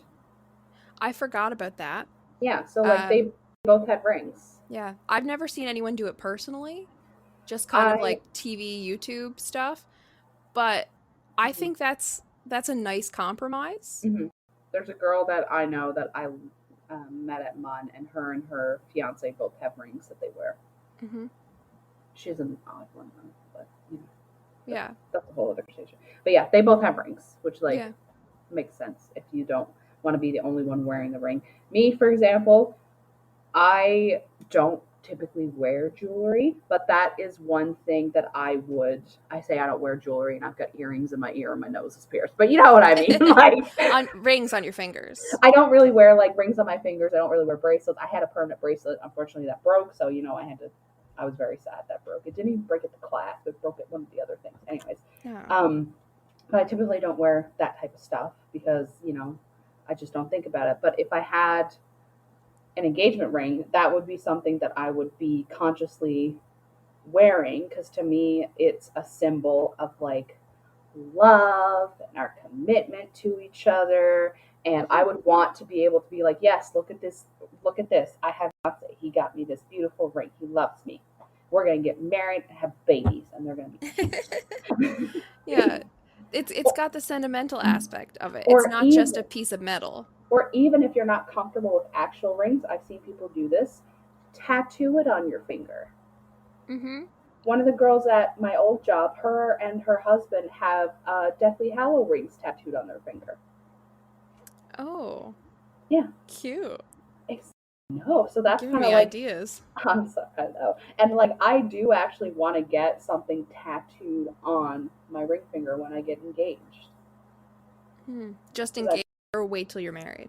So I think maybe married, but I do want to get like something tattooed on the finger. I haven't figured out what yet, but I do want something. What I was thinking about doing is maybe getting like a heart or something and then filling the heart in when we get married. Cute. You know, something like that. Yeah. But I do like that idea of like the tattoo ring, right? You can even just do like a straight wedding band on your finger. Tattoo a wedding band on your finger. Yeah, some people just tattoo the circle.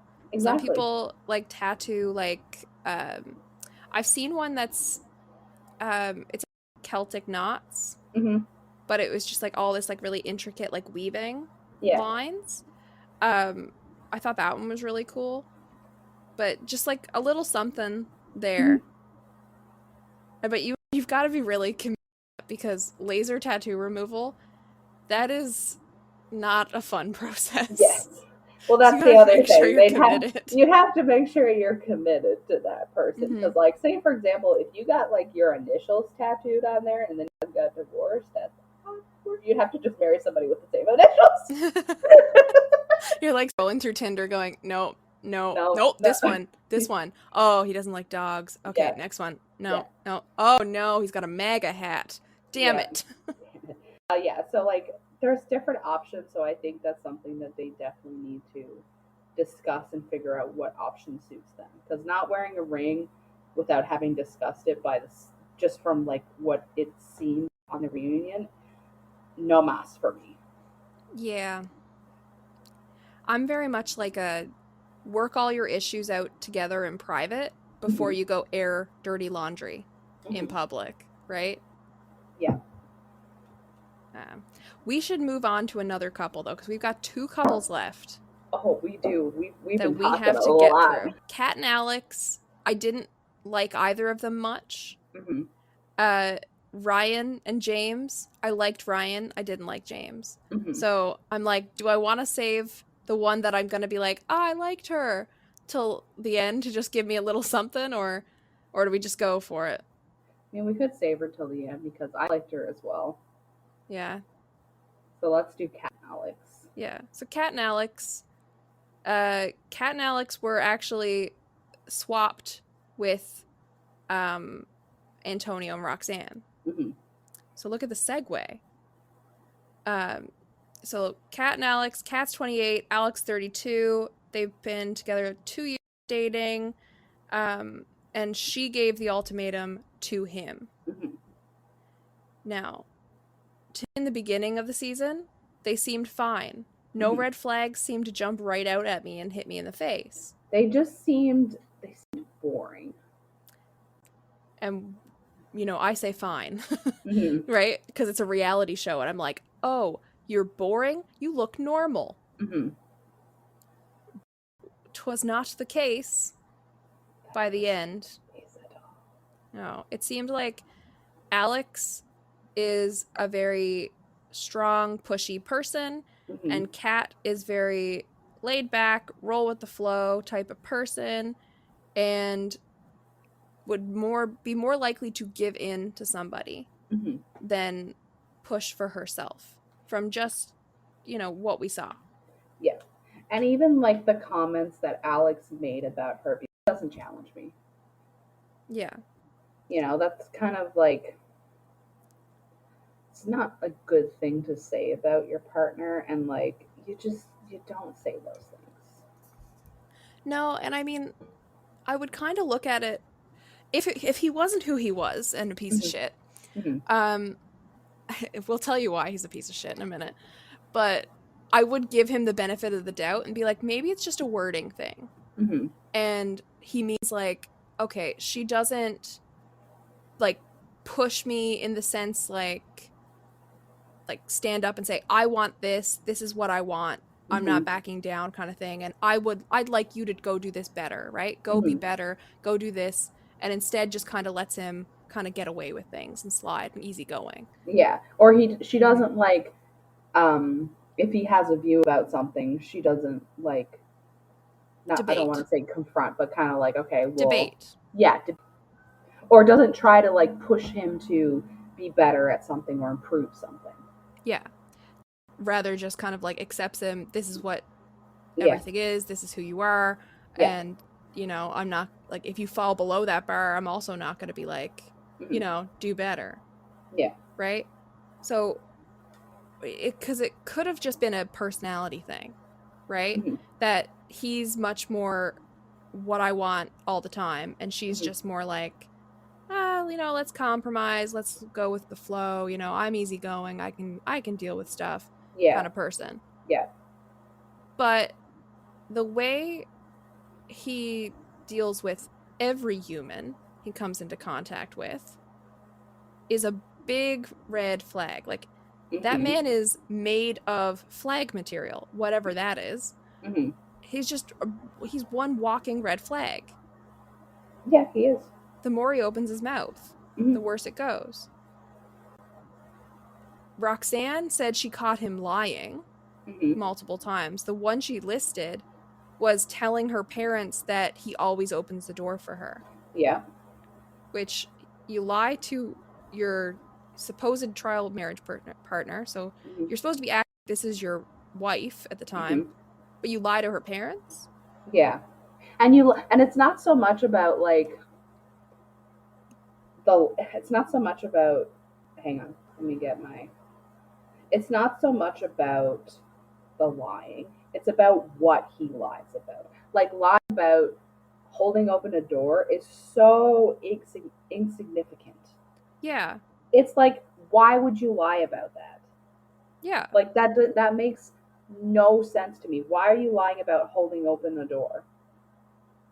Yeah, like what purpose does that serve except to try to make yourself look better? Mm-hmm.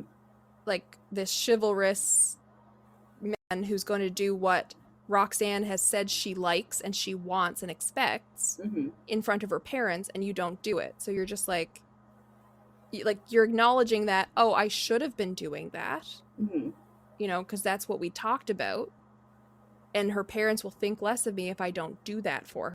So I'm gonna lie and say it.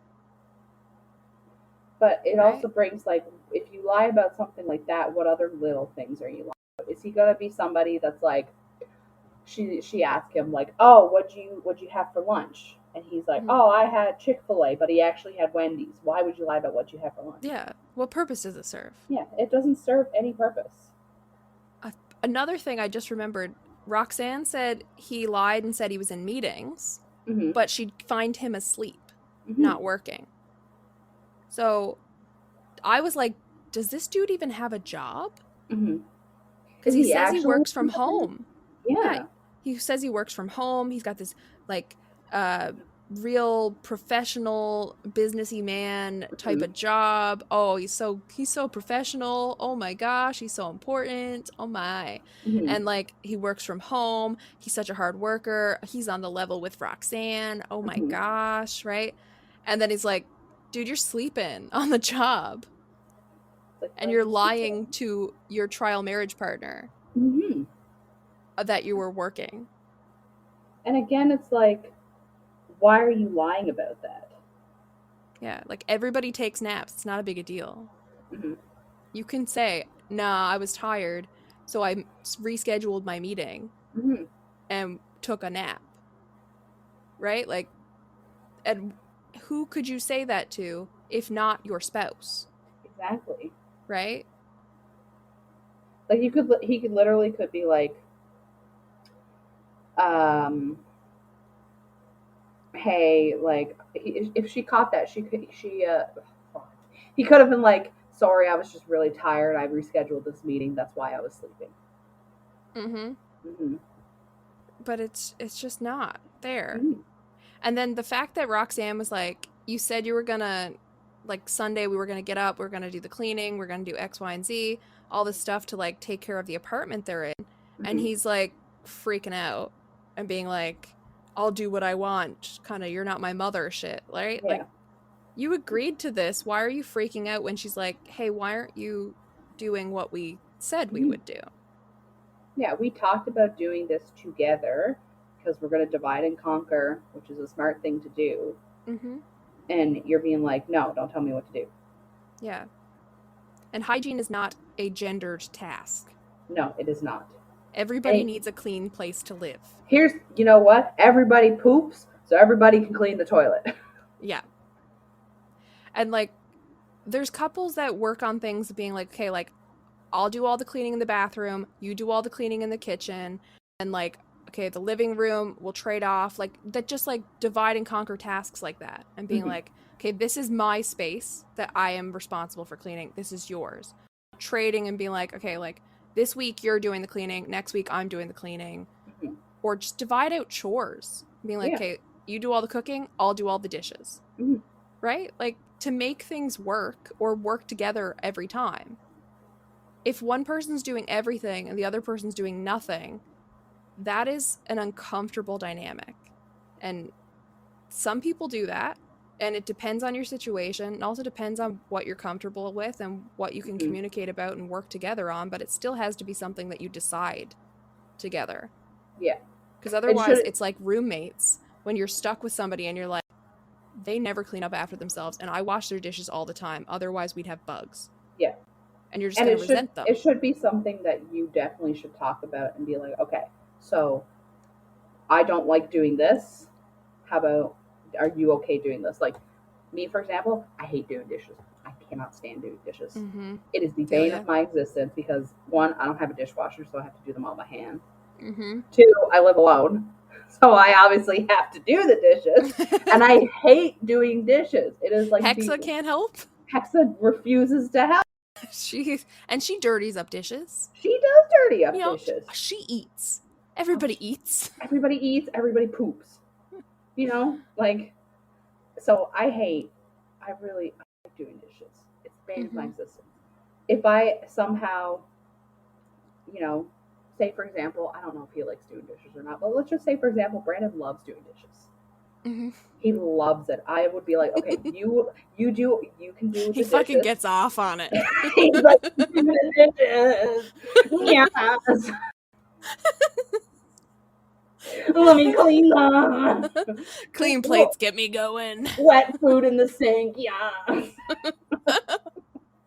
Why did you go with it that way? That's the worst part. Oh, good God. But yeah, for example, he really likes doing dishes, and he would be like, I will do all the dishes if, like, you do all the cooking. Yeah. Or, like, say he hates shopping, but I love grocery shopping. I do love grocery shopping, though. I love going grocery shopping. It's one of my favorite things to do. Except when they rearrange the store, and I can't find my yogurt. Can't find my yogurt. I feel like an idiot. But say that lives rent free in my head, Rachel.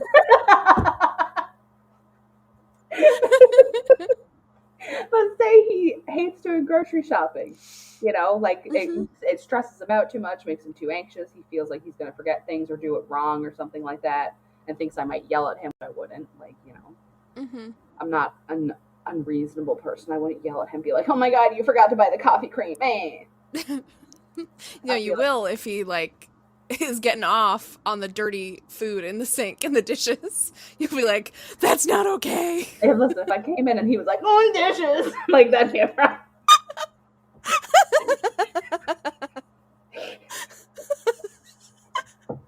Oh my God. But like, if he hated doing that, I'd be like, okay, I do all the grocery shopping. You put everything away when I get home. Mm-hmm. Like just figuring out what you guys like doing, or if you both like doing it, do it together. Like you can clean together, you can do dishes together. One person can wash and dry. Just you gotta figure it out. Please ask him how he feels about dishes after. I'm going to. He's currently napping. If he says, I love doing dishes, I'm gonna die. I'll ask him. How much does he love them, I'll ask him. I'll ask him if he likes doing dishes. Oh, good God.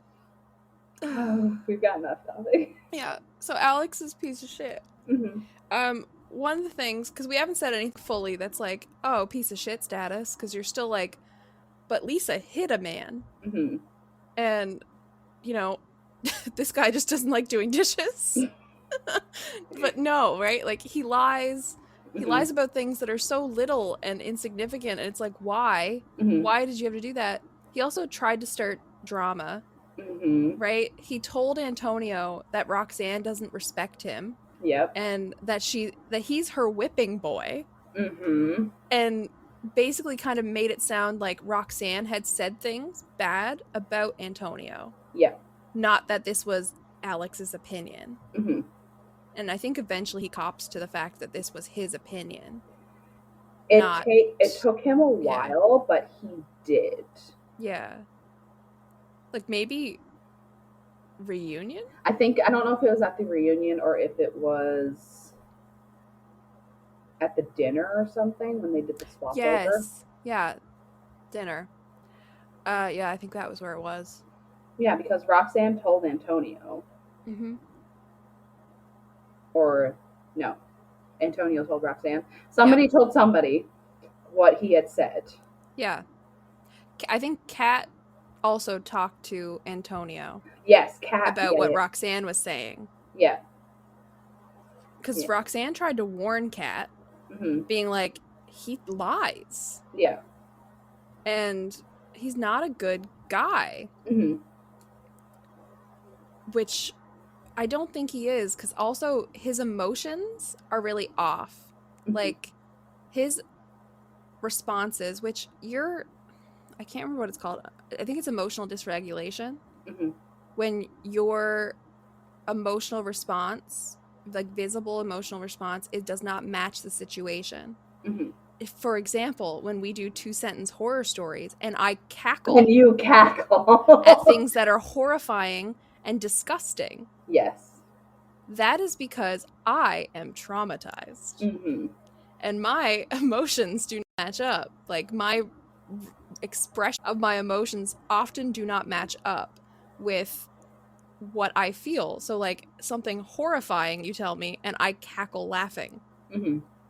Right? That's not the response that people get. Like, goosebumps, creeped out, shivers, like, ugh, kind of response. And I'm just dying laughing. You're like, ah, ha, ha, ha. And you're like, her daughter's dead. Right? It's like, what the fuck? Yeah. So, it's a sign of something's not wired correctly. Right? So, it can be a sign of, like, this is not the right psych terms anymore because they've been taken out. But, like, sociopathy and psychopathy. Psychopathy, yeah. Yeah, those terms are no longer in there. Yeah, they're more of, like, antisocial personality disorder. Yeah, and narcissistic personality disorder, kind of, as well, now. Yeah. But people know sociopath, psychopath terms, so we'll still use them a little bit. Yeah. But that kind of, like, not feeling emotion, that cold, calculated behavior, and expressing kind of what they think other people will want to see, it can be a sign like that. It can also be a sign of you have a whole bunch of fucking trauma, and this is just how your body copes now. This is your trauma response, to just laugh. Yeah, to laugh, or, like, to smile when somebody tells you something bad, like, oh, my grandfather died, and you smile and say, I'm so sorry, because you're like, I don't feel like my body is making those muscles work, because it's like uncomfortable situation, appease, right, to show that pleasant smile, but like that's not the right response. Even if you feel sad, like if you feel like sorry for somebody and you're like, I'm so sorry, but like your muscles are going, appease, uncomfort, this is how we deal with discomfort, right? So he reacted weird to things. So besides just not, like, taking responsibility for stuff and lying, when he was told things or, like, given criticisms, his response didn't match the situation. And the proposal part from him to Kat, he never said one specific thing about her, about why he loves her or anything. No. It's all general shit. And he asks her to marry him. She says yes, and he goes, that's awesome. And it was, like, the least believable that's awesome I've ever seen. Yeah, he literally was like, that's awesome. Yeah. It's like if I was like, Rachel, I'm giving you $1 million. Now you do his line. That's awesome. Like, that's not how you react. No. Right? Like, I just won the lottery. Cool. That's awesome. Like, whatever. No, you gotta react like Paris Hilton. That's hot. Yeah. Like, and all the other ones, all the other proposals, they looked much different. Like, actual real emotion happening. And I don't knock Kat, because I think Kat is just a nice, normal human. But I think Alex is fake. Yeah. At minimum. And that maybe he's got some, like, not actual processing emotions, whether it's, trauma type of stuff and he just doesn't express well, Mhm. or maybe he just doesn't feel it. Mhm. But I think he's a cold, calculative type of person. Yeah. And I worry for Kat. Yes. I But also worry for Kat. Also, when you see a cold, calculative type of person, they often, like, whether it's a narcissistic person, it's an antisocial person, it's somebody with like cruelty or abusive behaviors, which we haven't seen that stuff from him. I just have suspicions. Mhm. They often, because I deal with a lot of clients who are, you know, survivors of that type of relationship, Mhm. and the majority of the time they're picking somebody who is easygoing, Mhm. very calm, sweet, overly kind and self-sacrificing type of personality. So I didn't know this about her because they didn't really tell us their jobs, but Kat is a travel nurse. Right? See that caregiving personality right there. Mhm.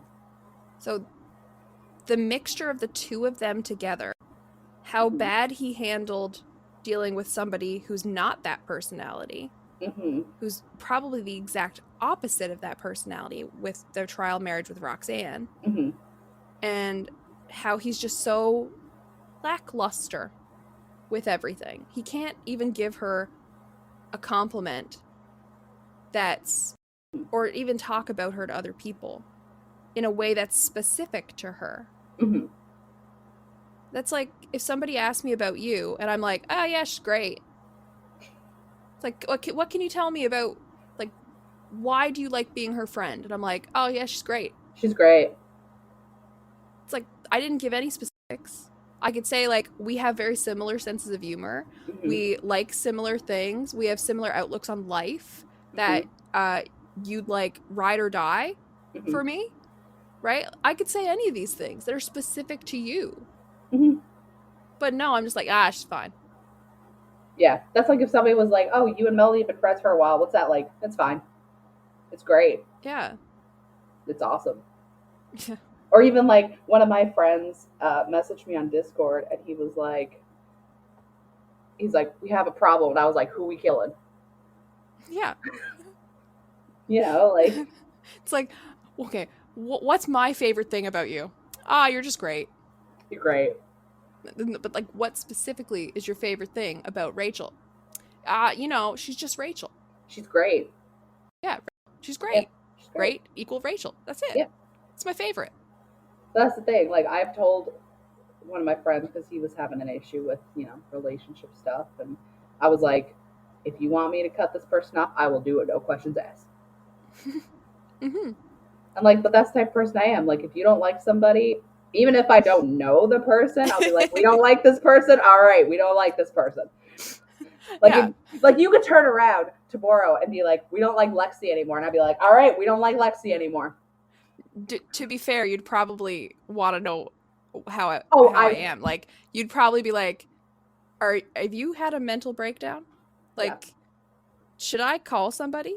Because if I said that, you'd be like, okay, Melanie's lost it, or I've been replaced. I'm a Stepford Melanie now. Yes. But, like, that's the thing. If you turned around and, like, you know, say you and Lexi did get in a fight, which God forbid, hope you never do. And, like, we have. I know, but, like, a fight that's, like, ended your friendship, you know? We have. There's, like, 2 months in MUN. In our undergrad, where like Lexi and I didn't talk for a bit, and it was like hell. And it was about the stupidest shit ever. And I like, it was like, you didn't say this when I needed you to, and I was like, and you didn't listen to me, and you were just mad. I don't even remember that I said that. What did I do? It was like maybe 2 months of like barely talking and to like, you know, fixing it. But it was just like, we both never communicated our like, she didn't communicate like if I was doing something that she didn't like or saying something, and I didn't communicate either when that kind of stuff was happening. So like, we just let things, and it broke, and then we fixed it. Yeah. But I'm saying, like, if you had a serious fight ending friendship longer than 2 months, Yeah, like a permanent. like a permanent one, like I had with that person. Mm-hmm. We didn't really have a fight, but you know what I mean. Yeah, it wasn't really a fight. No, it was more of a, anyways. But She that's the just thing. decided that, you were no longer useful to her. Yeah. I mean, that wasn't who I was referring to, but yeah, that's the same thing. Oh, okay.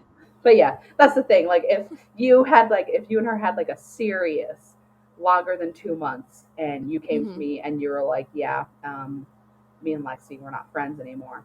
Obviously, I would want to know what happened, but at the same time, I'd be like, all right, we're not friends with Lexi anymore. Yep. No questions asked. And then I'd be like, okay, what happened? Yeah. I'm the same way. Like, you've brought up, oh, this person did that to me, and I'm like, okay, where do I need to go? I got my bat. Let's go. Don't like them anymore. Yeah, Cut them off. I've done that with like some of my friends here. They'll be like, oh yeah, this person. I was like, oh, do we not like this person? They're like, no. I'm like, all right, we don't like this person. Like, let's take note Never of it. met Yep. this person. Never met this person in my life. But I'm like, you don't like this person? Okay, we don't like this person anymore. United front. Exactly. But I feel bad for Kat because I feel like she's just a really nice person. And I'm worried that Alex is a very awful person. And that in a few years from now, Kat is going to be really struggling. Yeah. Yeah, I can see that. I would hopefully not. Maybe she'll like, I don't know, maybe she'll realize that he's not for her and maybe they'll break up. Maybe they won't. We'll see. Not that I'm ever people ever again because I don't. No, I probably won't. If a news release or something comes up, yeah, if a news release I'll read like it. if a news release like freaking Sophie Turner and Joe Jonas. Oh, that's an insane situation going on. If something like that comes up, I will pay attention. But other than I'm gonna forget these people. Yeah. So let's forget them already and move on to our final couple. Our final couple. Oh, that was a nice voice crack. Our final couple. James and Ryan. So, James and Ryan. They're both 24 years old. Ryan, who is a female, issued the ultimatum to James. They've been together since they were 16, so they have an 8-year relationship. They've never lived together, and that's where they're at so far. They swapped partners with Raya and Trey.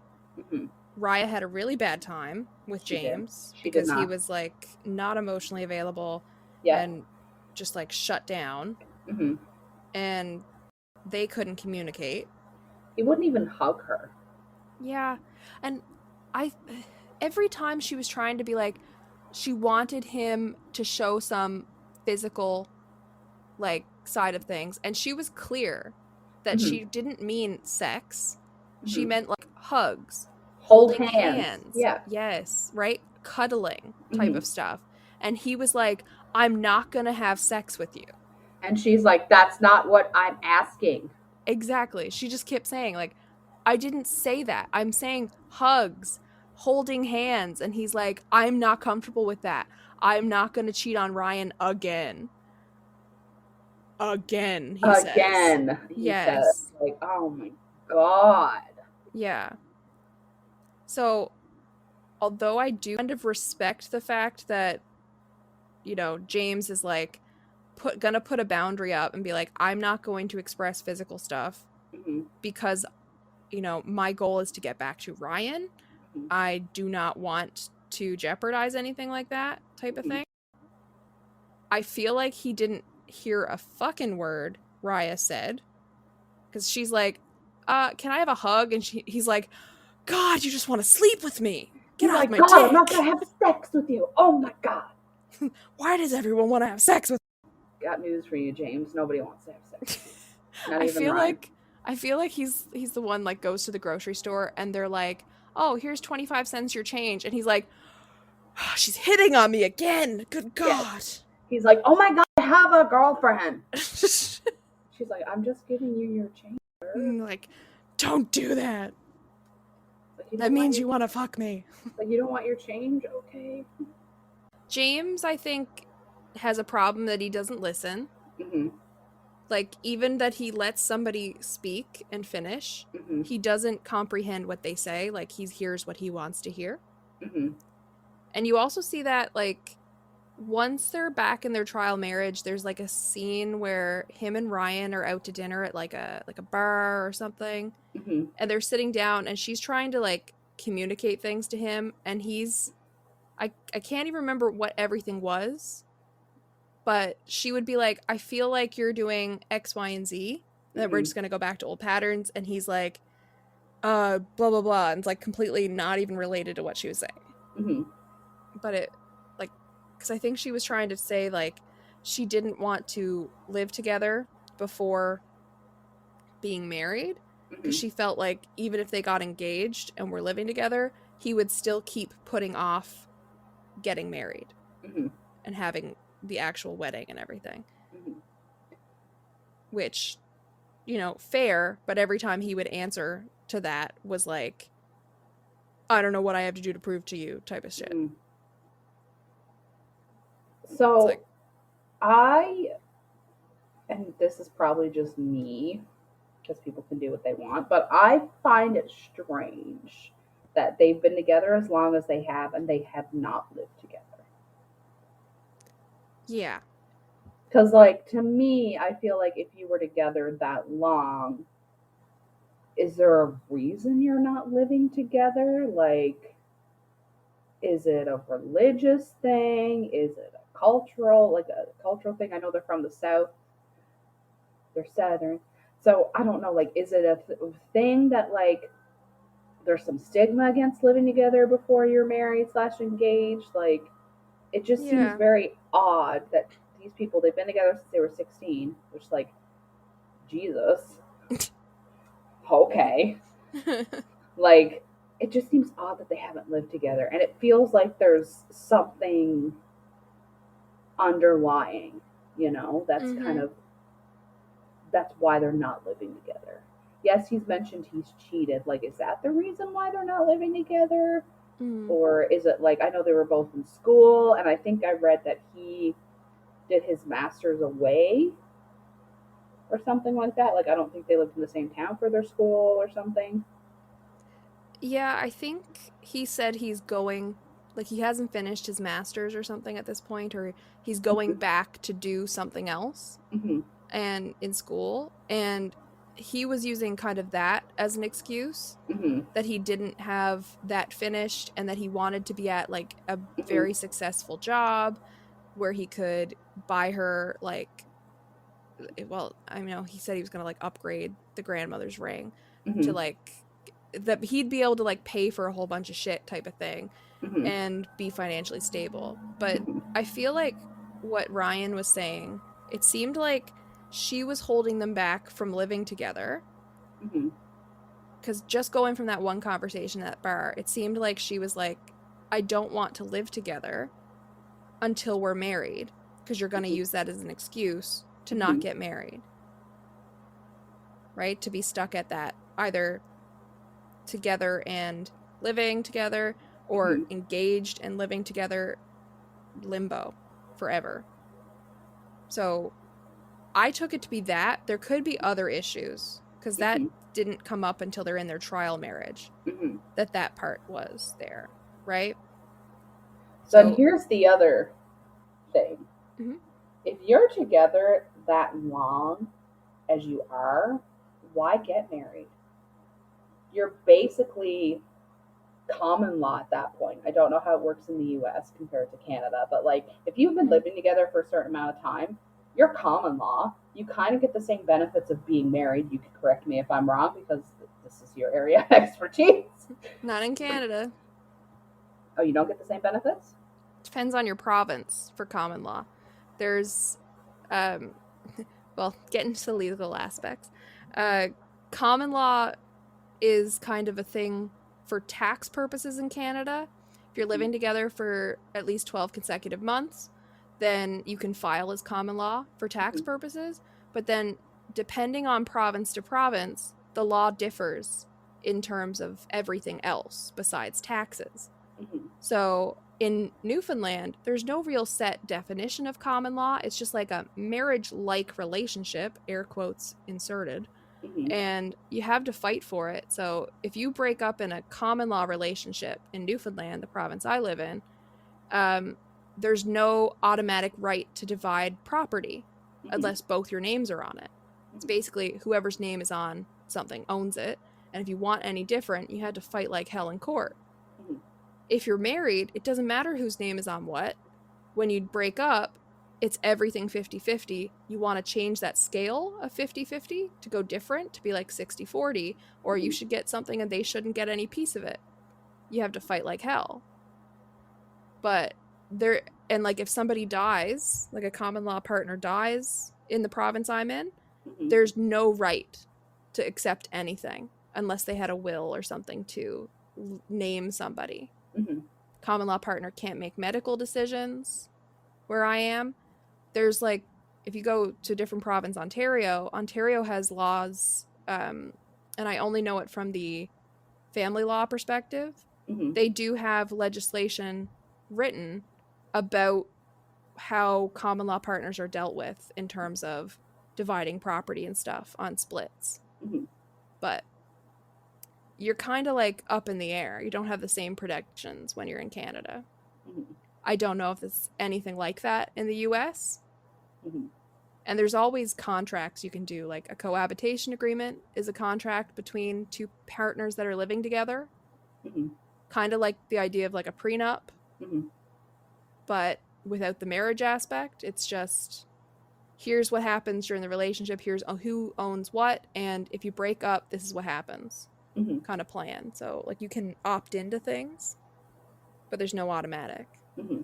So if that's the only reason they're not getting married, then, you know, that could be something that's gonna affect them or not. Who knows, depending on where they live, because the laws might be different state to state, like it is province to province in Canada. Yeah. But I don't know, because to me, like, Ryan is like 100% wants to get married, wants to do it right this friggin' second. Mm-hmm. And James is just holding back stuff. I think Ryan's mind is that they've been together as long as they have. Why don't they just do it? Mm-hmm. But also, I feel like if that's the only person that they've been with, how do you know for sure you want to get married? But that's not the only person that he's been with. No, but I think he's the only person she's been with. Yeah, because there's a point in there where he says, I'm her first love, but she's not mine. Mm-hmm. So he had a relationship before Mm-hmm. he met her. But this is basically her first and only relationship. And like, how do you know that you want to be with that person forever? Is it because you've been together that long that you think you might as well just do it? Are your parents expecting you guys to do it because you've been together as long as that? Like, yeah, you know. I mean, how do you know that is the person you want to be with? How do you know it isn't? Mm-hmm. Right? It's hard to figure out. There's also the idea that sometimes people get into relationships and they put years in and then they don't want to leave. Mm-hmm. They don't want to walk away from it because it's like, I've invested 8 years of my life into this relationship. Mm-hmm. Right? And if it fails, I'm a failure. Mm-hmm. Which, not accurate. No, but definitely not accurate. Valid response. Mm-hmm. But like, if you're in a relationship and you're not happy, doesn't matter if you're in there 8 minutes or 8 years or 80. Just do what works for you. You got to do what makes you happy, and you have to put yourself first. Yes, you're in a relationship and you got to do things as like together, partnership, but like at the end of the day, put your needs first. And if you're not getting anything out of the relationship, saying this, and I should have taken my own advice, but you know what, hindsight's 2020, leave. Mm-hmm. Like, if you're not getting anything out of it, if they don't give you anything, just leave. Yeah. And some people are like, they'd rather be in a not great relationship or even a bad relationship than be alone. Yeah. And that's also a sign that you probably need to do some work on yourself. You need to go to therapy and you need to pay me money. Yes. That's what that is. As soon as you open shop, we're gonna be running ads. Yeah, we're gonna be running ads. You got Need some therapy? Call Rachel. You got need therapy? Struggling to find meaning in your life? Have I got a therapist for you? Separating from your partner? Call Melanie. Yeah. Needs therapy because you're separating from your partner? Call Rachel. We're a two-stop shop. For all your relationship issues. Need someone to just tell you you're being an idiot? That's one of us. Probably both of us. Probably at the both same of us. time. Yeah, we'll both tell you you're being an idiot. Ugh. But speaking of James holding things back, Mm-hmm. he does the whole, like, they have an emotional picnic Mm-hmm. where he tells her all about trigger warning, self-harm, his suicidal thoughts, growing up in his house with just his mom having lost his dad, and how hard it was, his struggle with that. So, like, he's never brought that up. They've been together 8 years. He was experiencing this while they were together in his youth, right? And actively harming himself and stuff while they were together. But she's never heard this before. So he's been holding this back. He hasn't really brought up a lot about his, like, home life growing up. Like, he even says that he feels like when he has brought it up, that she can't relate because she had such a great upbringing. So, like, that's something that you need to talk about before you get married. Like, you need to have these conversations about that stuff, because it comes down to, again, as we have been saying on this podcast for 44 episodes, communication. Ugh. Like, you need to talk, because if she's doing something that triggers him, you know, something that happened in his childhood, was he also abused by somebody? I don't think he's brought that up. Okay. Specifically, I thought he mentioned it to Raya. He does act, I don't want to say act like it, but he, like, his reactions to things show something, right? Yeah. It shows me that there's some type of hidden trauma, abuse, something there that he's not over, because his reactions to their arguments, to things she says, he's acting as if he has been triggered by something. So what that trigger, like, what that event that caused this is, we don't know. But I think he does have PTSD that he needs to get a handle on. He needs to work through. And I mentioned earlier in the episode that that's the episode where we get to see, like, the little, like, hidden room cameras that look like something out of Paranormal Activity shit. That are set up, and we see, like, the overnight of them having, like, a fight that spans hours and hours. I think they said it went like 6 hours. I think it did, yeah. Like, that is not okay. And he's, like, screaming, and like, I think he knocked things over. Yeah, did he put holes in the wall too? I think so. Yeah. I can't remember everything that happened on that. Where I'm trying to Google now to see, because it was very bad. And I was like, if I was in that situation, I would be triggered. Like, if I was the Ryan in that situation, like, I would not be able to put up with that at all. Oh no, that would be like, no. I can't find anything here. There's a whole bunch of TikTok videos of it, but yeah, it's not okay. And she even says at parts, like, that he's taking out his issues on her during that, which absolutely what it was, right? 100% he was taking it out on her. Yeah. And if you are, like, if you're, how do I put this? I don't know how to start this. If you're a traumatized individual, things can be triggering and you can put up boundaries. You can be like, okay, don't grab me like that. Don't say those words. They trigger me. But you can't be like you can't force someone to change everything about themselves or how they act to cater to you. Like, you still have to take responsibility for your triggers, whatever they are, whether it's words, actions, sounds, anything, and work toward overcoming them. Right? Yeah. To like develop a healthier response to those things. Now, you want your partner or friend or whoever's, you know, interacting with you on this to also to know those things, know those triggers, and not actively like trigger you.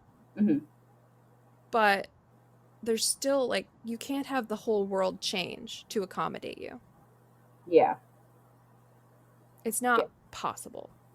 And it's not fair. And like, if you know that, say for example, you've talked to this person multiple times and there's some, like, this one specific thing they do triggers you and they keep doing it, remove yourself from the situation. Yeah. Because you, as you said, you can't control and expect that person to stop. And like, maybe they're doing it vindictively. Maybe they're doing it without knowing that they're doing it, but like, remove yourself from the situation. It's not worth your mental health to stay in that situation, because it's just going to make things worse. Yeah. Because it's like, if you have a trigger for like a certain term of endearment, and you're like, okay, like say the term baby, it's like commonly used, and you're like, okay, I really don't like it if you call me baby, don't call me that. And that's like an easy accommodation to just be like, okay, well, we'll come up with a different nickname to use, or maybe we don't use those at all. But if it's like, if anytime somebody says something that's not, that's like critical to you, that's being like, okay, why didn't you take out the garbage? Or why didn't you do this? Or this wasn't great. That you have a triggered response reaction to that. And you say, okay, well, don't criticize me.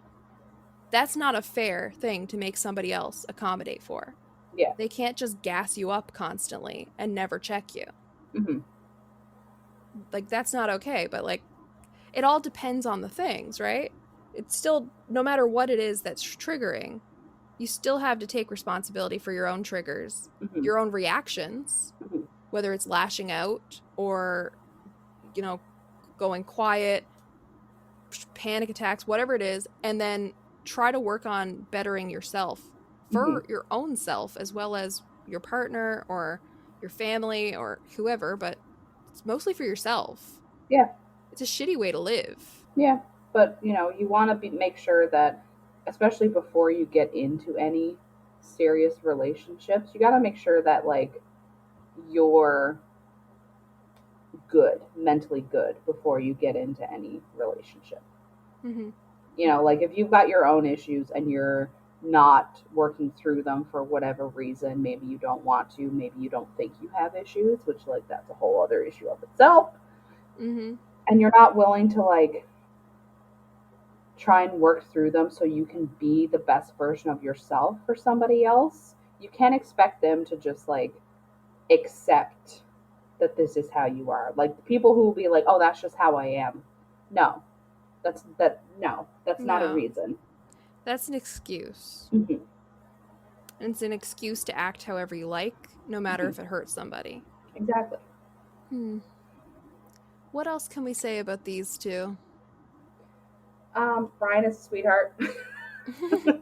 Yes, I love Ryan. She's so sweet. She's seems like such a kind, understanding human being. And I did feel so bad for her the whole episode where you're seeing James like lose his shit on those like hidden camera things, which I don't think they're hidden. I think they all know about it. Oh, definitely. They just like, they're not like camera crew walking around, Mhm. right? They're like security cam footage type stuff. Yeah.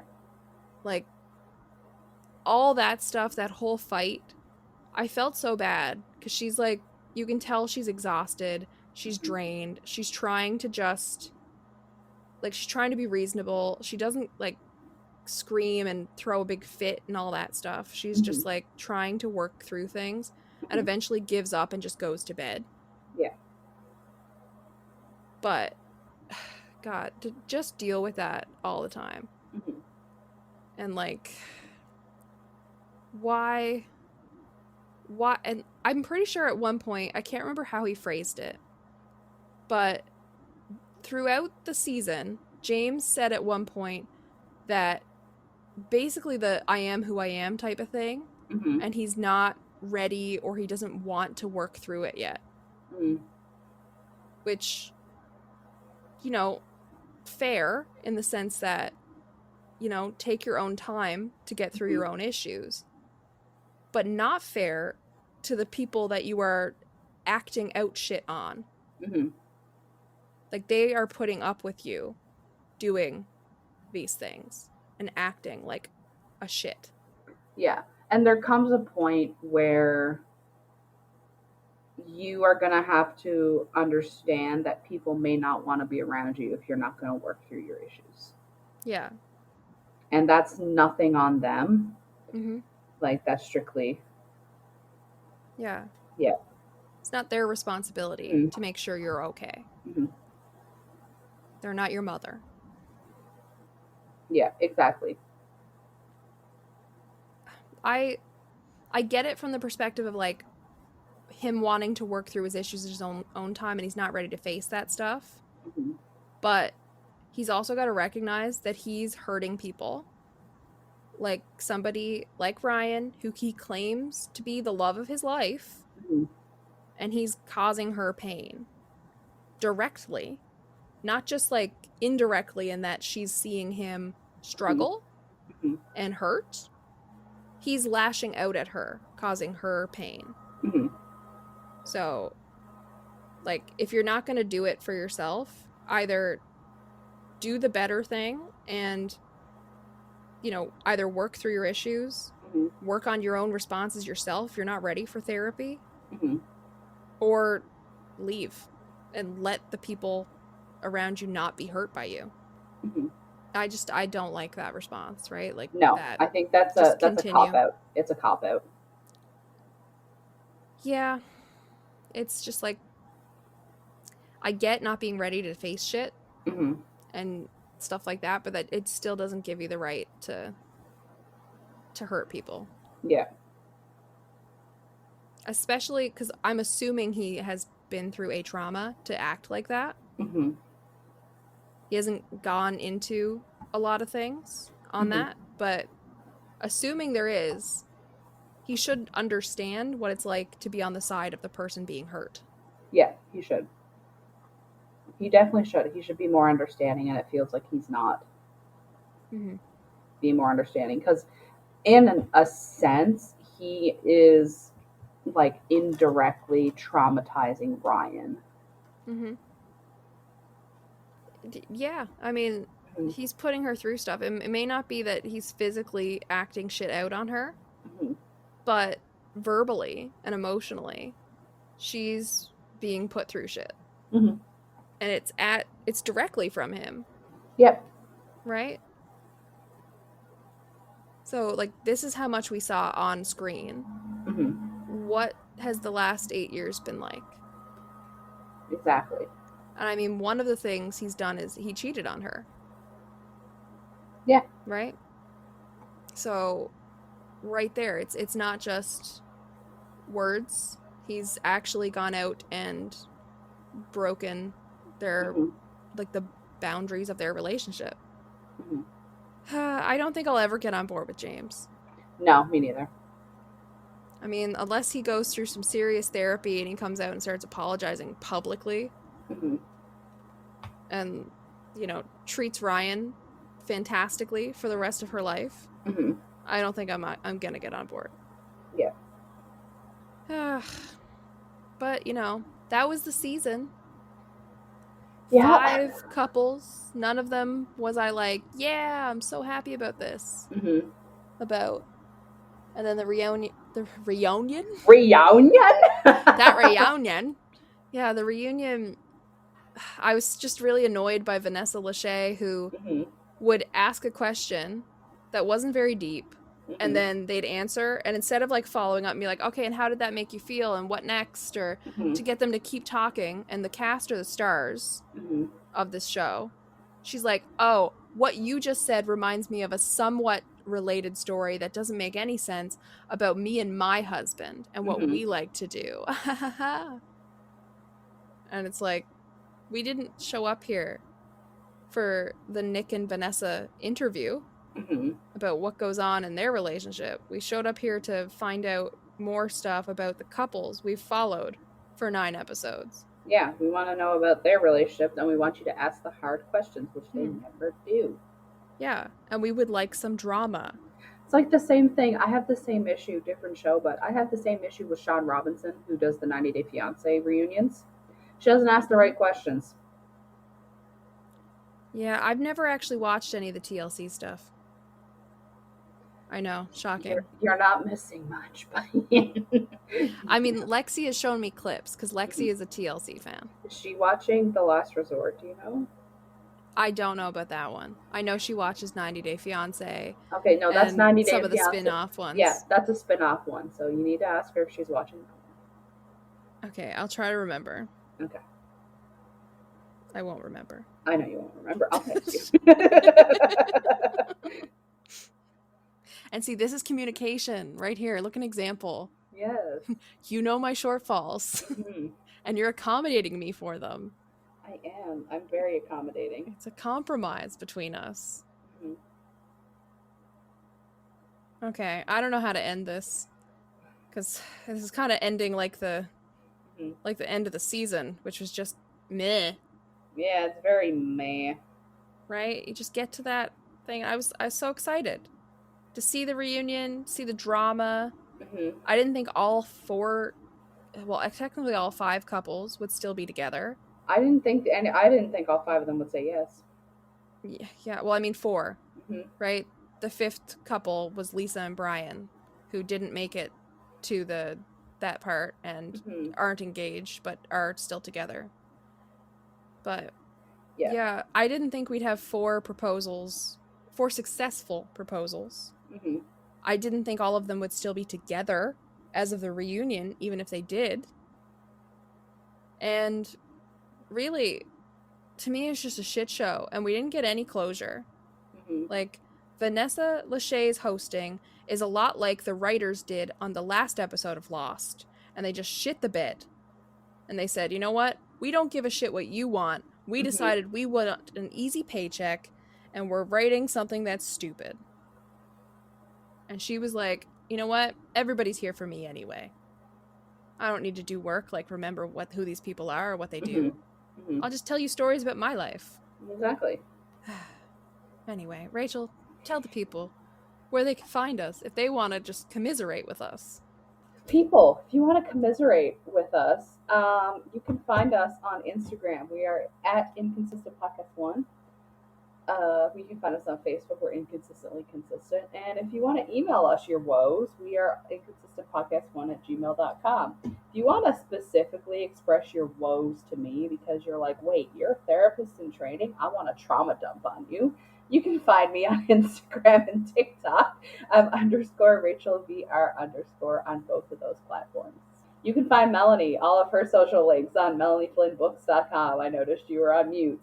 Sorry. I had to talk to someone. Okay. Yeah, so everything on mine is on MelanieFlynnBooks.com. You can order my book. You can find me on all my social medias. You can follow my blog. I write things there sometimes. That's just about it. You know? And you could hear my dog bark on these episodes. If you like hearing the dog bark, you can tune into all the episodes because Eli likes to bark a lot. He does. He likes to bark anytime anyone walks anywhere near our house. Mm-hmm. He's my security alarm. He sings the song of his people loud and clear, like the proud doggo he is. He is. And if you'd like to see what he looks like, you can see it on my Instagram. Mm-hmm. There is many a picture. Yeah, there is. Sometimes he wears hats. Sometimes he wears hats, sometimes he doesn't wear hats. Mm-hmm. Okay. Bye. All right. Bye!